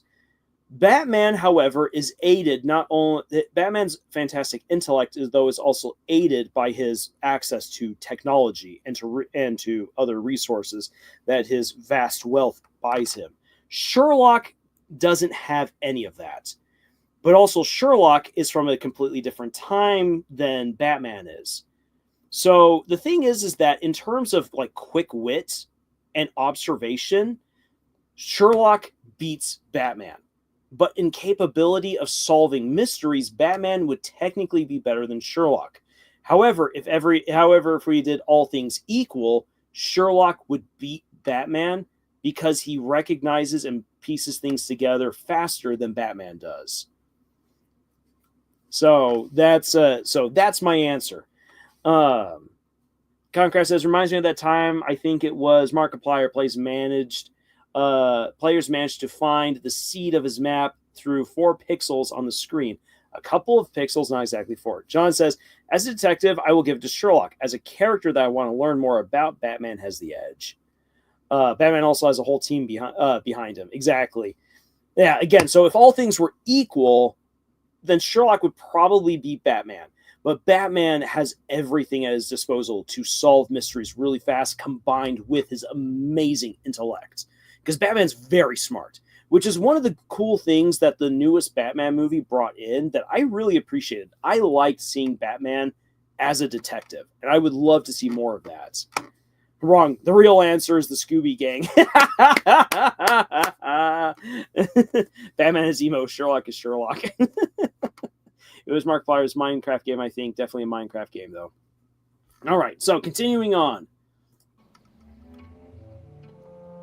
Silence. It's at that moment where Moriarty's like, I heard that pause. What the, like more like you can tell Moriarty's thinking through. He's like, okay, so what's there? Emo Sherlock. Sherlock is definitely emo when we get to the BBC show of Sherlock. That's the more recent popularized version of Sherlock. And what considerations will you grant me? Ah, yes. So a great line right there. If Sherlock is asking Moriarty to not involve John Watson and his wife in any of his calculations for how he and Sherlock will continue their battle in the darkness. Okay, well, if I'm going to give that to you, then what considerations will you give me? It's a great, the silence where a needle falling would sound loud. Exactly. Again, silence can play a big role in a good conversation. Battle in the darkness.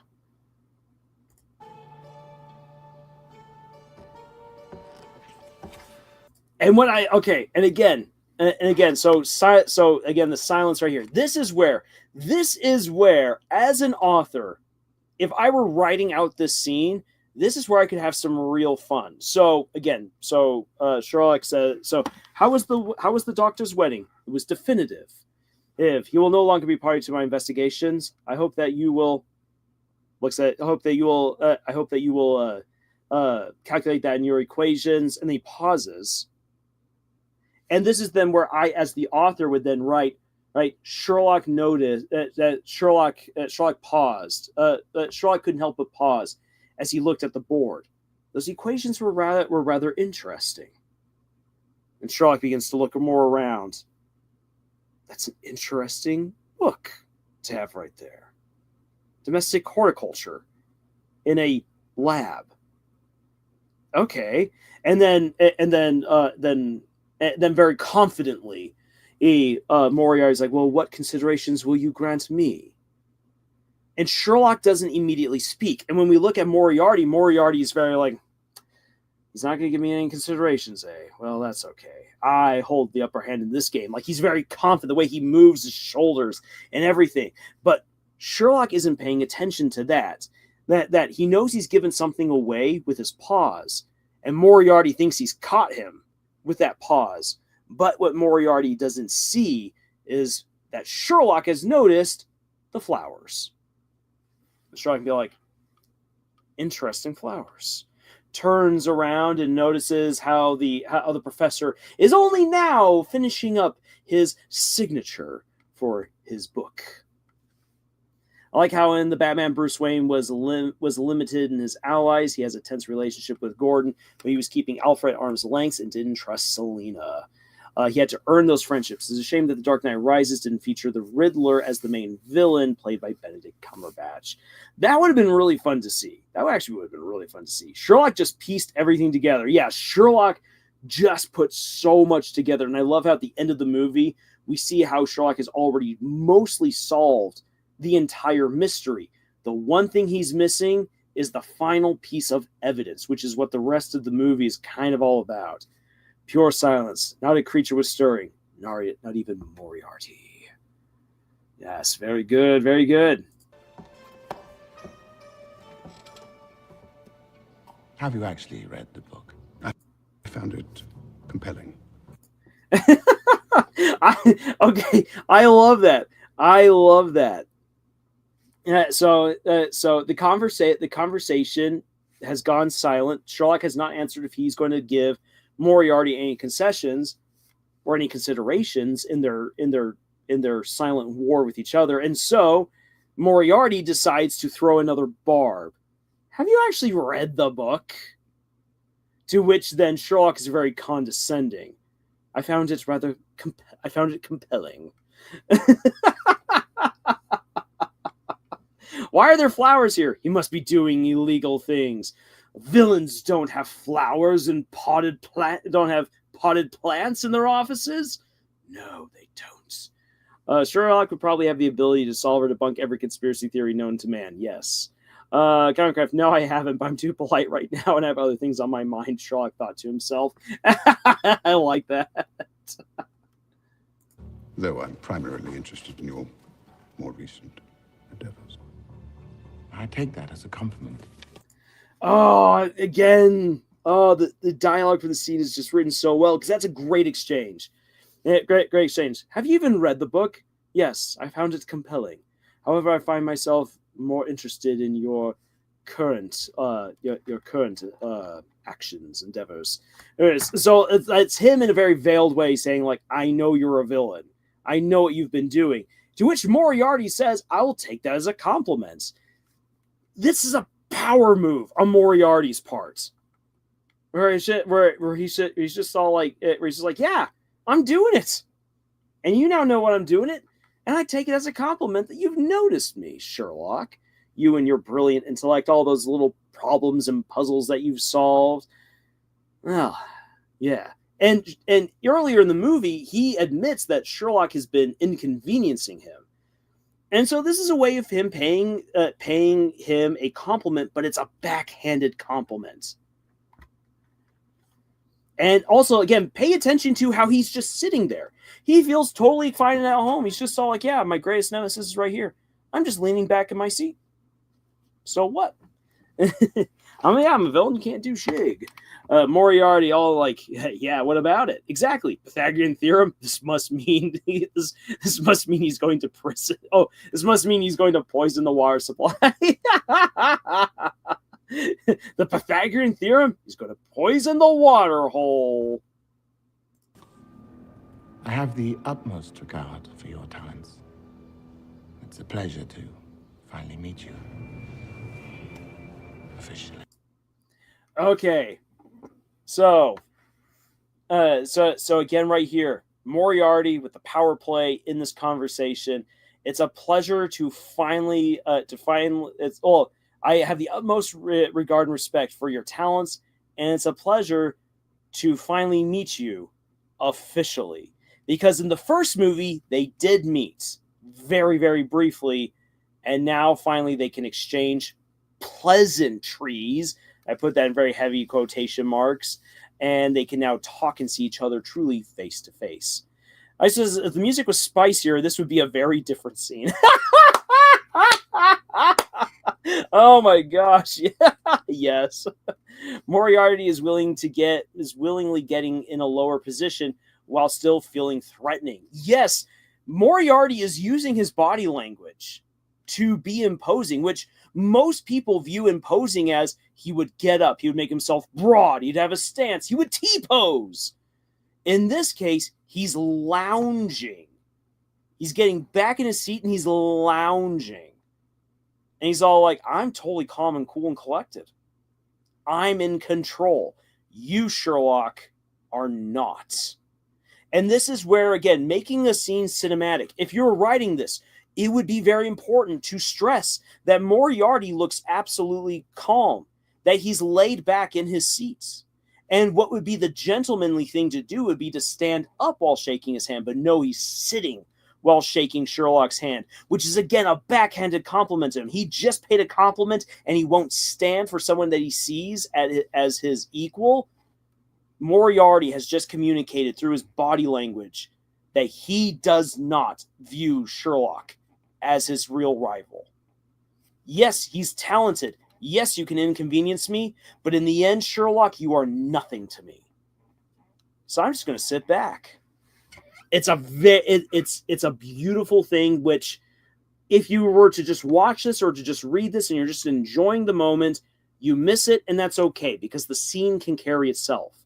But if you dive deeper into what's going on, especially if this were in written prose, would be very powerful, especially if you know the culture of the time. Sherlock, I've come to the conclusion that ice is simply frozen water. Moriarty, yeah, no, Sherlock. Swearing is not a classy quality to have, Mr. Moriarty. I'll take that. Thanks. Now I'm imagining Moriarty T-posing to assert dominance. He goes to T-post space. Anyone here? No Delta Ruin repaints it. Oh, I love it. I now want to see fan art of Moriarty T-posing Sherlock.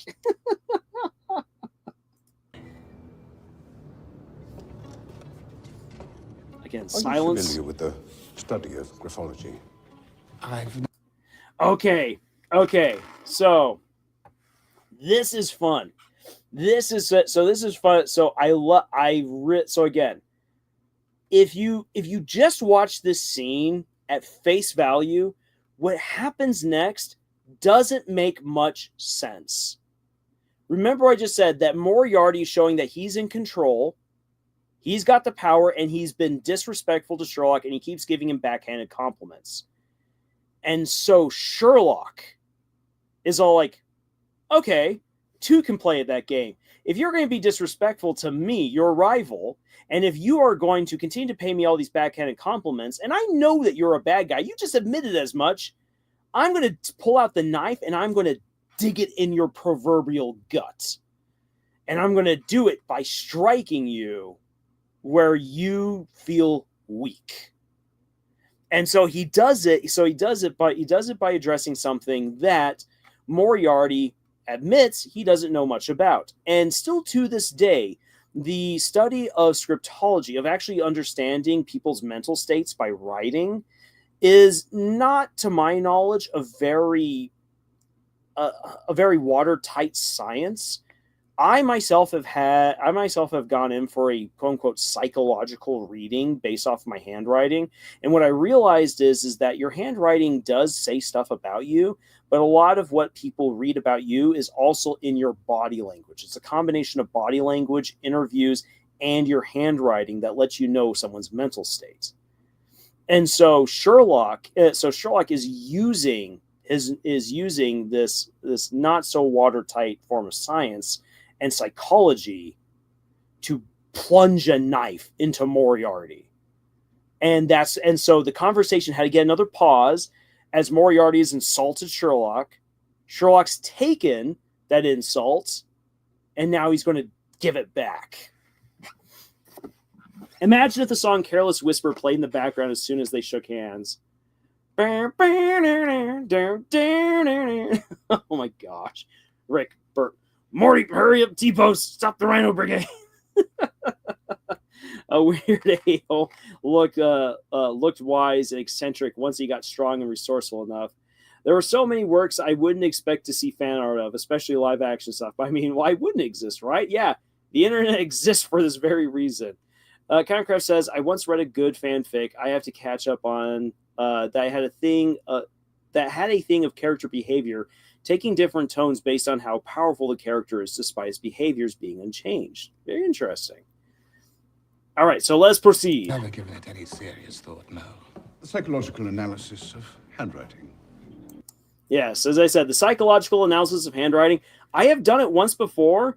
It was really cool. But then again, I realized that the person who was doing it wasn't just analyzing my handwriting, but was also analyzing my body language. And the moment I realized that, I became as stiff as a board. But she was still pretty good. She was still pretty good at analyzing my handwriting. What does it mean if your handwriting has just turned into its own language? That means that you're a certifiable genius. Or you have really, really bad handwriting. The upward strokes on the P, the J, and the M indicate a genius-level intellect. All right, so continuing on. So if we were able to watch this all as it flowed, So we had the pause in conversation. Have you thought much about scriptology? I haven't really given it much consideration. No. The science behind the psychology of handwriting, or the psychological analysis of handwriting, and then to which he looking at the signature that Moriarty gave him. He then indicates how the upper strokes of the J and the P indicate a superior intellect. Oh, nice. Bad handwriting. I'll take that. Backhanded compliments back at him. I know more than you. Exactly. There's so many backhanded compliments and insults in this scene. While the flourishes on the lower zone denote a highly creative yet meticulous nature. Okay, that's actually real. The flowingness. So if the way that you write has lots of flow to it, especially for like if you resort to cursive writing rather than print writing, if you're cursive writing and you have lots of flowiness to your letters, that is actually an indication of intelligence. And that is something that, to my knowledge, is quite provable. If someone has lots of flowiness to how they write, it means that they connect thoughts really, really quickly. And that, I mean, that alone doesn't make someone intelligent, but it means that they have the capacity to be very intelligent and of a meticulous nature. From handwriting to a script that's a can-like that translates into the alphabet. Backhanded compliments back at him. I know more than you. You made a mistake. Guess I'm just dumb then. Me and my blocky letters. And that's the thing, though. Why I said it's not the psychological analysis of handwriting is not a watertight science. There's definitely some things that correlate, and it's one of those things that from Infinity Train. Yes, I know. Correlation doesn't mean causation. But if one observes the overall slant and the pressure of the writing, there's a suggestion of acute narcissism. Okay, then. So did you catch the change in Sherlock's tone of voice? Right there. He's speaking very lightly. And then what does he change to? Comicraft. Meanwhile, Pokemon making a puzzle written in Braille in a medium that was a visual only, and you had to translate the visual text. Woof. Here's your Braille. Translate your Braille. It's a fun science, but don't take it too seriously. Exactly, TV count. Exactly. But again, did you guys catch the change in his voice? If not, let me pull this back a little bit. The upward strokes on the P, the J, and the M indicate a genius-level intellect, while the flourishes on the lower zone denote a highly creative yet meticulous. So very airy. Yeah, so Sherlock got an accusatory tone. It turned from informative and explanatory to snide and insulting. Yeah, and again, the way he speaks is very airy, very informative and explanatory. But if one observes the overall slant and the pressure of the writing, there's a suggestion of acute narcissism. So yeah, he goes to snide insulting, and it changes with how he now speaks out of the sides of his mouth and in the back of his throat, from indirect to direct. And then he says the slant and the pressure indicates acute narcissism, which is an incredible insult to call someone a narcissist. I mean, nowadays, now that that term is thrown around a little bit more, but back in the day, to call someone a narcissist was truly insulting. From backhanded compliments to dissecting. Yes. The psychology of my horrible spelling needs to be studied. Hey, you know what? There are people out there who are willing to do it. A complete lack of empathy and a pronounced inclination toward... No. Whoop! No, I did not intend to do that. Crud. Yeah, I gotta go back and find it.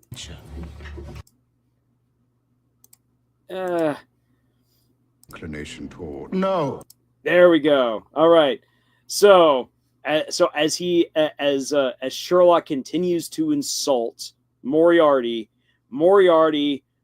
proceeds with no. Oh, it's narcissism, not narcissism. Yeah. Yep. Yeah. He's not a Gnostic. He's a narcissist. Moriarty says no and forces the scene to skip. Exactly. Yeah. He's like, no, I can't take this anymore. So that's the thing. So Moriarty has been insulting to him nearly this entire scene, and the moment that Sherlock insults him, he gets defensive. He just outed himself as a narcissist, which is a brilliant part right here, because the dialogue, because Sherlock doesn't say, and that's what a narcissist would say. The dialogue says it for him. So again, this is excellent dialogue writing right here. Here, Sherlock has said that lots of veiled insults. Sherlock then decides he's going to give his own insult to Moriarty, and Moriarty responds with no. And it's like, you couldn't take it. Sherlock is like, I got you. But it was probably the wrong move to make because of how Moriarty follows up that no. Moral insanity. In answer to your previous request regarding Dr. Watson not... Yes. TV account says, I just found a video called The Uncertain Future of Glitch Productions. Should we watch it? You know what? I might take a look at that and see what it has to say, because I have been interested in how people would respond to Glitch, especially in the light of the Gaslight districts. I am very, very interested. And so that is something I'm going to look into from a business perspective later. And thank you for mentioning that, TV account. That's something I'll definitely look into. Moriarty, no. Sherlock, claps. Yes. Shouldn't ditch them out if you can't. Yeah, shouldn't ditch them out if you can't take them yourself. Exactly. That goes for fiction and for real life. If you're going to insult someone, you better be willing to accept the insults back. You are a narcissist. Nuh-uh. So to which then Moriarty's like, I can't take you insulting me. And so he's like, in answer to your previous question about the doctor being involved, the answer is no. The laws of celestial mechanics dictate that when two... Now then, this again, the dialogue is so good. And again, I wish I could just play this whole thing so that way we could then dissect it properly. But so Moriarty, being insulted, being the narcissist that he is replies with no. The doctor is not out of the equation. The doctor's not out of the equation. So he's like, okay, fine. Like you realize, like, and this is also a moment where the massive intellect that he is realizes that he just needled Sherlock too much with those backhanded compliments and those insults.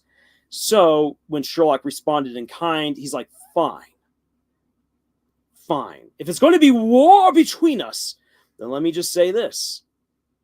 And in scientific terms, since you just insulted me scientifically, I'm now going to threaten you scientifically. And so he begins to then explain the laws of celestial physics and dynamics indicate that, and he's now going to proceed. Objects collide. There is always damage of a collateral nature. Okay, so Mr. Moriarty, Mr. Moriarty, you are a narcissist. AKA your friend is a dead man walking. Yes, that is the threat that he's just made. And so, okay, so I have to actually say a few things right here. So this is where you can tell that this is the late 1800s and these people don't yet fully understand how astrophysics work. Because we just says when two powerful objects of a celestial nature meet, the results are catastrophic. This is him basically saying, I now recognize you, Sherlock, as a powerful man in this game of shadows. And I'm a powerful man too. And when we collide, there's always damage of a collateral nature, and I'm about to show you. So the scene is about to get really, really intense. And it get really, really intense right here. But here's actually something interesting. When objects of a large celestial nature, so let's say two planets, when worlds collide, planets can almost never smash into each other. It is a very rare thing for planets to actually do that, because their own gravity actually acts not just as an attracting quality, but as a deflecting quality as well. So, for instance, the moons around Jupiter, because Jupiter is so powerful, should technically fall into it. But they don't, because of their own gravitational pull, and because the gravitational pull of the sun and of the other planets in the solar system, all maintaining them. And so those moons cannot get much closer or much further away dramatically. Otherwise, it would tear them apart, or it would shoot them out into space like a marble. And so things of a smaller nature can come and collide into a celestial object like the moon or Earth or Jupiter. But let's say if Mars were to get knocked out of its orbit and come flying towards the sun, there's a very, very, very, very, very, very, very small chance that it would ever hit the Earth, not only because space is massive, but also because as it got closer to Earth, it would hit the gravitational pull of both the moon and of the Earth, which would actually create a repelling force. They would not attract Mars to it, but like magnets, bounce each other off, which would be incredibly devastating. It would be absolutely cataclysmic. It would be cataclysmic is actually the wrong way to put it, because cataclysmic is that it started the chain reaction. It would be apocalyptic for the Earth, because the Earth would then be bounced out of its place in orbit when it would destroy life as we know it on Earth. And it would also knock Mars in a completely different direction. They don't actually smash into each other. The only way that planets can truly smash into each other is if a greater force, like a black hole or a red sun, were to yoink these planets directly into it and force them to collide into each other. Whew! There's your astrophysics for you. The Roche limit thing. Conquest says Jupiter's gravity also acts like a huge shield for most space objects. It does. Saturn and Jupiter are basically the reason why Earth can exist as it does today. Significantly large objects drag space around them as they spin, even a little bit. That's why black holes have a limit to how much matter they absorb at once. Exactly. Very good. Would you meant catastrophic? Yes, catastrophic. That is the right word. Not cataclysmic, but catastrophic. Catastrophic and apocalyptic. So fun little science right there. We can forgive Moriarty's pseudoscience, because at that time, that's what most people believed, and that's what they could observe with the limited science and tools that they had at their disposal. And if you had Susie there, they would have even less, because Susie would start eating the chalk in the books. That's why I resolved to do what Eggman did in the moon when I need to destroy a planet. Just destroy the moon. Exempli gratia. Two gentlemen find themselves at cross purposes. So now planets don't smash with each. Oh boy, Mimic. We need an intervention here for this. So we'll save all those references for the fanfic. Not the chalk again. That's the 4th time this week, Susie. The results are in. Moriarty, you are a narcissist. Yeah, I mean, it just seems that way. Big ball hit big rock. Big ball, rock can break rock. Big rock break big rock, collision. Now that as this conversation proceeds, so they've had their back and forth, Moriarty is now trying to take control of the whole situation, like the narcissist that he is. Narcissist is, he's like, hey, so there will be catastrophic consequences of us colliding. There already has been. And now he's throwing out Latin terms of two men and opposed to each other and a woman caught in between. A young woman torn between them. The strain proves too much for her. This is so good. At this point, Sherlock doesn't know that Irene Adler is dead. So just as Sherlock stuck a knife into Moriarty by calling him out as a narcissist, Moriarty knows that Sherlock cares for, if not outright loves, Irene. And so the fact that he's killed Irene Adler and Sherlock doesn't know it, this is the perfect knife to then plunge into Sherlock in retaliation. Which again, when you think of this conversation, what Sherlock, again, this shows just how powerful and dangerous Moriarty is because of all the things that he knows. Not just what he can do, but what he knows. Congress says, I just remembered I have to get back to a fan video about Columbo versus Light Yagami. It was apparently very well made from what I heard. That is fascinating. Columbo versus Light? Oh, I gotta see this. That'd be awesome. Because Columbo's a good detective. And she suddenly falls ill with tragic consequences. Boom. Oh man. So now I got 2 videos I gotta watch thanks to you guys. I gotta watch this Columbo versus Light, and I gotta watch the downfall of Glitch Productions video. Yeah, Columbo versus Light isn't even close. Just one more thing, kid. Light, why did your parents name you that? Come on.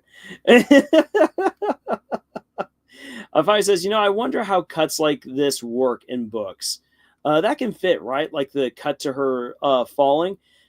That would be so Fabio, that's actually really good. I think this is the way that I would do it. So let me just tell you the way I would do it, and then you and everyone else can agree or disagree.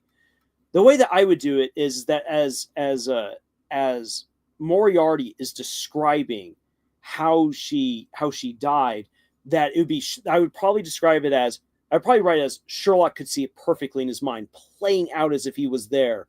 Irene drank from her tea. Why didn't she think to double check her tea? She was always so good at this.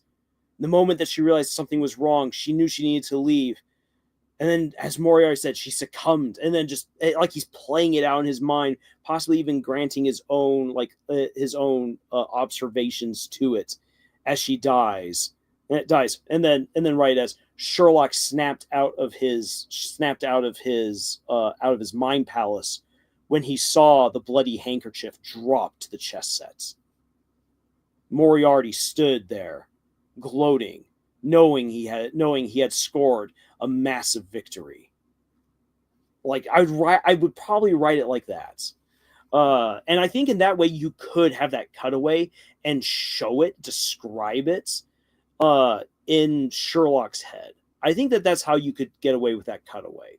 Normally, no, I would not have a chapter break to then cut away to Irene dying and then chapter break jump back to the conversation, because that would be too much of a disconnect in the conversation. That would disrupt the flow too much. And it's called Columbo Solves the Death Note Case by Red Muffler Man. Okay, excellent. Thank you for sharing that. Nick says, ooh, Columbo versus Light. Whoa, that does sound interesting. Imagine the crack shipping potential too. I just listened to a great video about the crack ship of what's the big villain from Jujutsu Kaisen with Cinderella? That guy. Yeah, I'm familiar with the description like that. Yeah. All right, so continuing on. A rare form of tuberculosis. She succumbed in a matter of seconds. All right, so a rare form of tuberculosis. She succumbed in a matter of seconds. And so the knife has been fully plunged in and twisted. And we can see that on Sherlock's face. So again, describing it as like, you can have that dialogue right there, and then possibly describe Sherlock's breath caught as he realized Irene was dead. Unbidden tears came to his eyes, and doing his best to keep that stiff upper lip in the face of his greatest enemy, Sherlock squared his shoulders as Moriarty continued to gloat. Is probably how I would write it. Any more than that, and you start getting into purple prose. You start over-explaining. playing chess with real people. Yes, the chess illusion is so great.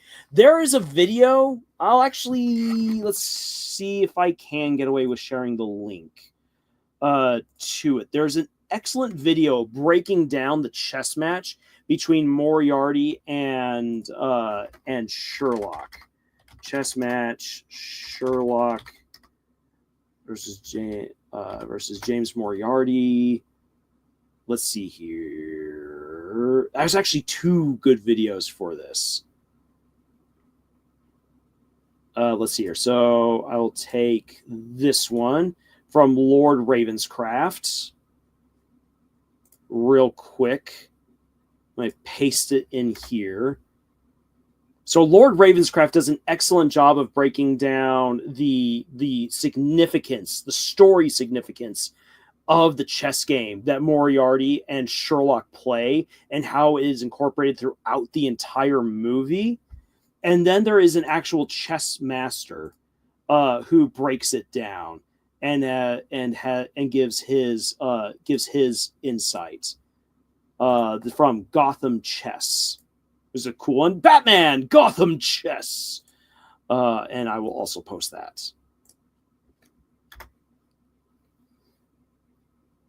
Yeah. Purple Prose, Fast and Furious, slow and meticulous. Well done, Matter Lad. That's a good one right there. The scene could work with the Time Traveler villain too. Actually, I went back and killed her after this conversation ended, based on my own actions a few hours from now. Whew, that would be awful. All right. So continuing on. Now, are you sure you want to play this game? So again, this game of shadows that they've been playing earlier. One of the things that we missed, since I jumped ahead in this scene to get to the conversation, Moriarty had invited Sherlock to play a game of chess, which is why he's sitting at the chessboard. So he's had his moments where he's like, I've dug my dagger now back, like you stabbed me, I stabbed you, and now I'm inviting you to play. Are you ready to play? Are you sure you want to play this game with me? The gauntlet has been thrown. And that's actually a really neat thing to see, is that a literal gauntlet in this case, well, not a literal gauntlet, but a figurative gauntlet has been thrown.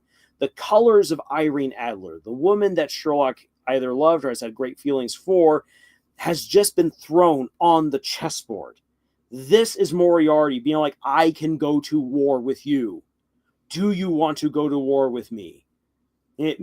Sure, you had your fun. I had my fun. But you went a step too far. And I can do more damage. Like you're stepping into this game late, Sherlock. There's so much that's being communicated. It's not just simply his words, but that the fact that he now sat down again. He's once again saying, I'm in control here. I'm sitting down at the chessboard. I have just thrown the gauntlets in the form of the colors of the lady you love, who I just killed. Do you really want to play this game with me? It's a power move. It's not just his words, but what he has just done. It's his physical action. This is what I mean when you write a scene to be cinematic. You can capture the power of the scene minus the music if you write the actions that these characters are taking. Your queen is down. What about your precious pawn? The game can all come down to one pawn. And that is one of the power moves here of this whole thing. I'm afraid you'd lose. So, are you sure you want to play this game? And Sherlock's response is absolutely hardcore. I'm afraid you would lose. Which is a baller move to make, and a baller statement to say, because he just lost Irene Adler. He knows now that John Watson and his wife are in danger. And Moriarty has already proven that he knows so much and he has so much control, so much resources at his disposal that he can act on any threat. He is incredibly powerful, and Sherlock just had the audacity to say, you will lose. That is amazing. Mallet says, reminds me of Mr. X and Magneto playing chess and how they play. Yeah, and I really wish that the movies had done more with playing chess. Like, there's the whole thing with X-Men: The Last Stand. The pawns go first. I never liked that because Magneto was way more intelligent than that.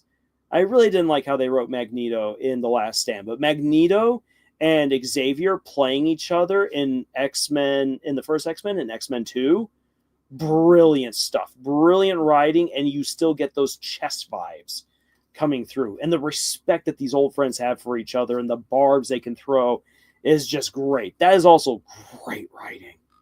Oh.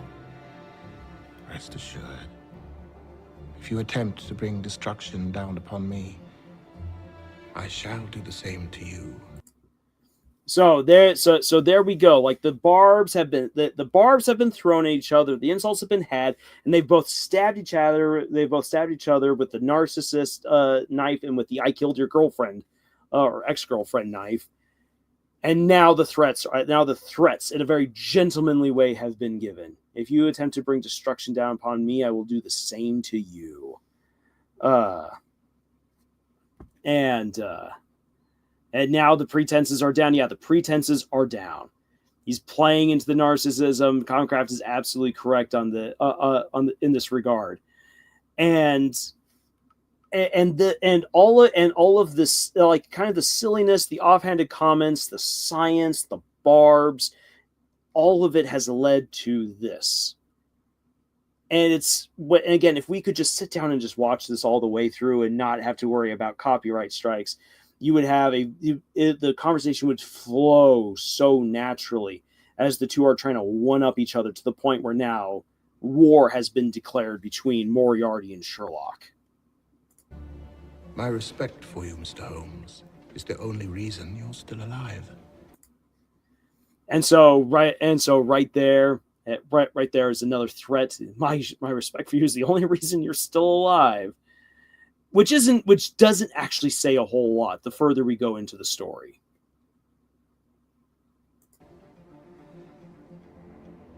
You've paid me several compliments. Let me pay you one in return. Yeah. And Sherlock knows it. Sherlock knows it. When he says, my respect for you is the only reason that you're still alive. Everything that Moriarty has said to this point has been an insult and a power play. Sherlock knows it. So when he says, he says, you've paid me a couple of compliments. Let me pay you one in return. He knows he hasn't been complimented at all during this conversation.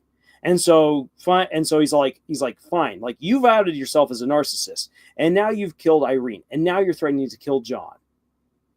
And you and your compliments. Well, let me pay you one in return. When I said if I were assured of the former eventuality, I would cheerfully accept the latter. So Sherlock is basically saying, he's like, you asked me if you want to play this game, I am going to play this game, and no matter what destruction you bring down on me, even if it kills me, if it means I can take you down, I'm taking you down.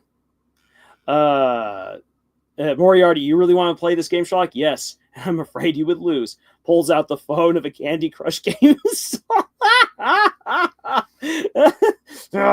I will get to the next level and not have to pay for it. Sherlock is saying, this is a game to you. That is why you can lose. Games have a losing condition almost every time after all. Yep.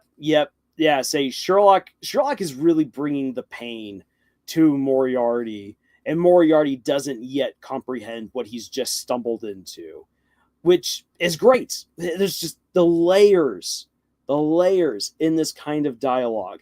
And here's the thing. I'm just going to say this. I know that after like breaking this down and watching this, there will be some people who say, Lars, it was fine and good and everything that we watched this and you gushed so much about it and we talked about it, but I can't write dialogue like that.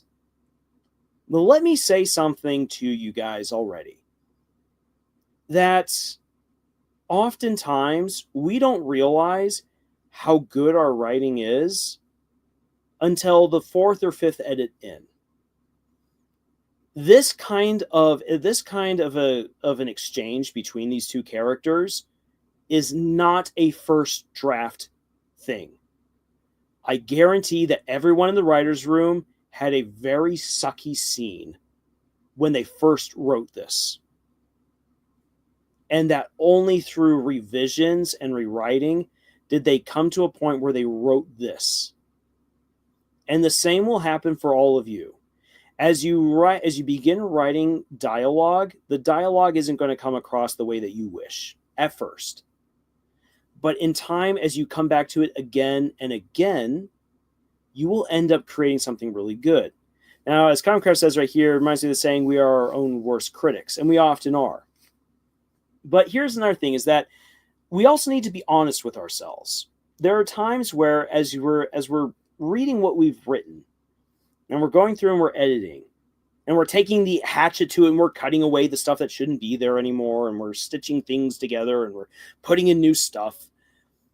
There are times where we'll realize, wow, I actually wrote something really awesome. And this takes time. Do not fret if your first, second, third, or fourth draft do not look amazing, like this interaction between Sherlock and Moriarty, because it takes time to get there. But you can get there. And remember that I gave you guys already what you should be considering. Back when we were having fun and laughing about the whole ordering pizza and whatnot, while we laugh at that, those pizza moments, those little details about your characters, all of that is essential. Because in order to write this scene, someone said Moriarty is a narcissist. And he's hiding it too. What if Sherlock discovered that? And so they wrote that in. And you see that. How this narcissist feels like he's in control. And the moment that Sherlock calls him out on it, he responds with a no! And then gets all threatening and destructive. And then by that, and with that exchange, Sherlock has already begun to win. Because Moriarty has a weakness that he just exploited. That's just one small element in this. And the way they were able to write that was by saying, this is who Moriarty is, and this is who Sherlock is. And we are bringing those qualities to this conversation. That is considering your characters. Now then, considering the setting. Already, massive clues have been picked up by Sherlock, thanks to the setting. And in this setting, we've also seen how Moriarty feels like he's absolutely in control, that he has all the power. But that gets flipped on its head the moment that Sherlock calls him out as a narcissist. And so again, Moriarty tries to use the setting to his advantage. How he pulls out of his desk the bloodied handkerchief from Irene Adler and throws it down at the chessboard. Do you want to play this game? This is when you take into consideration the setting and the characters. If you do the work to develop your characters and to create the setting, and you bring those together, considering who they are, who these characters are, what their relationship is, what the setting is like and everything, through simple movements, you can create a powerful scene. There's no magic in this scene. There's no swords, there's no guns, and there's not even a whole lot being said. Really, like, this is a very brief and concise scene, but it is so dang powerful because of everything that's been brought to this very short scene. And that is what it means to make your dialogue cinematic. Consider your characters, consider the setting, consider their relationships, consider who they are, and put all of that into your dialogue. Make it move, make them act. That is what it means to make dialogue cinematic. And every single one of you can do it. Yes, Comcraft, you were talking about pizza earlier. If you don't know, if you're having trouble with figuring out what your characters would say in any given situation, get to know your characters better by writing a scene where they're ordering pizza. Because everyone has something different that they want on their pizza, and everyone orders differently. And it's a great little fun exercise. Fabio says, I feel like I'm one to go back to something I wrote, only seeing it as nice after a pause and look at it a few days later. We wrote how our OCs would order pizza. Yep. Maybe you'll have to have somewhere else to do it at, Lars. Wait, what? Oh, I'd like to participate at that time. So you can always participate by writing that kind of stuff in the comments or hopping on over to our Discord. And again, if anyone wishes to join our Discord, just let us know in the comments to this video or into any of our videos. We'll conduct a brief interview with the applicant. And once you've passed the interview, which is very painless, we will then give you a one-time link to join our Discord.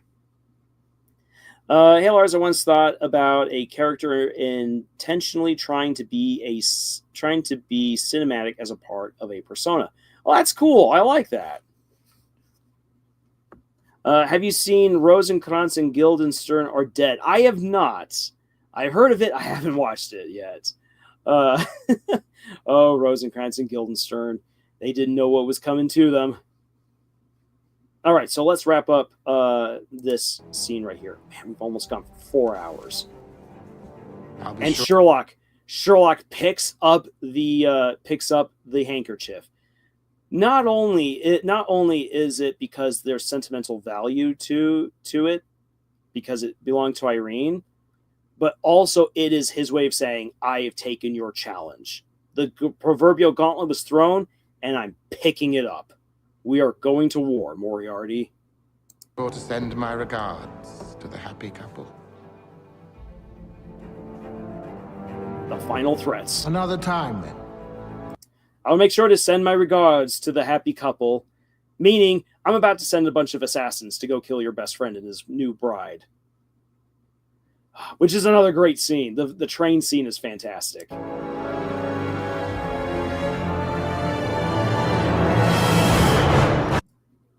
And the game has begun.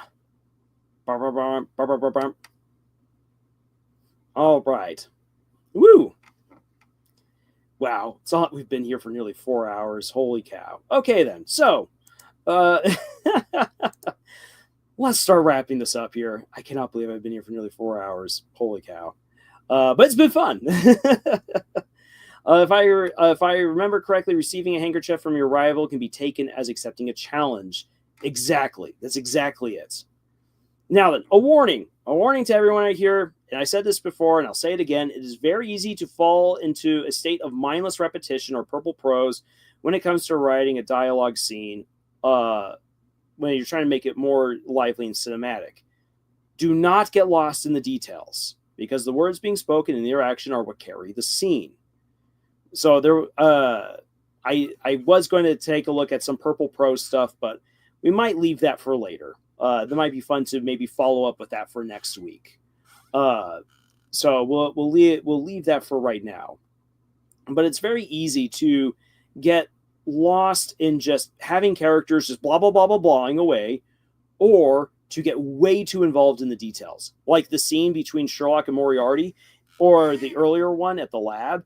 It'd be so easy to go into way too much description, but you don't want to do that because you need the characters to speak. Because a story and a scene lives or dies by its characters. They must interact. If they don't, you take away the magic. Dargis says, dialogue idea for my Ben 10 canon ally AU. Ben and Ally reciting Luciana and Antipholus' scene from Act 3, Scene 2 of Shakespeare's Comedy of Errors in the third to last episode. Don't ask why. Okay. So here is your assignment. This is one that you guys, any of you can write privately. You can either share with us in the comments of this video or on our Discord, or you can just keep it to yourself, but use it as an assignment to help you improve. I want you to write a short scene of dialogue between two or more of your characters. A lot of you have already been doing this with the pizza thing, which is awesome.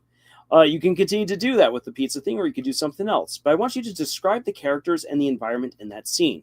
So let's say you want to continue to run with the pizza challenge. Write about the environment in which they're ordering pizza. Are they actually at the pizza shop, or are they at home? Are they at the work? Are they at work? What is it like while they're ordering pizza? Make it actionable. What are they doing in the scene, whether it be pizza or anything else? I want you to practice on making your scenes cinematic by describing the scene and by having characters interacting with the scenery and with each other and actually moving and showing inflection. Don't just make it blah, blah, blah, blah, blah, blah, blah, blah, blah. Mimic, the game is set. The chess pieces are in place. The stage is open. The game has begun. Oh, yes, it has. Now I feel like I'm just going to go and watch Game of Shadows after this. I also need to watch the newest episode of Apothecary Diaries as an absolute must. Anna says this will be slightly easy. Well, excellent. Yeah, because writing dialogue should be fun. And it's something that is definitely difficult at first, especially, again, if you're in my situation. But the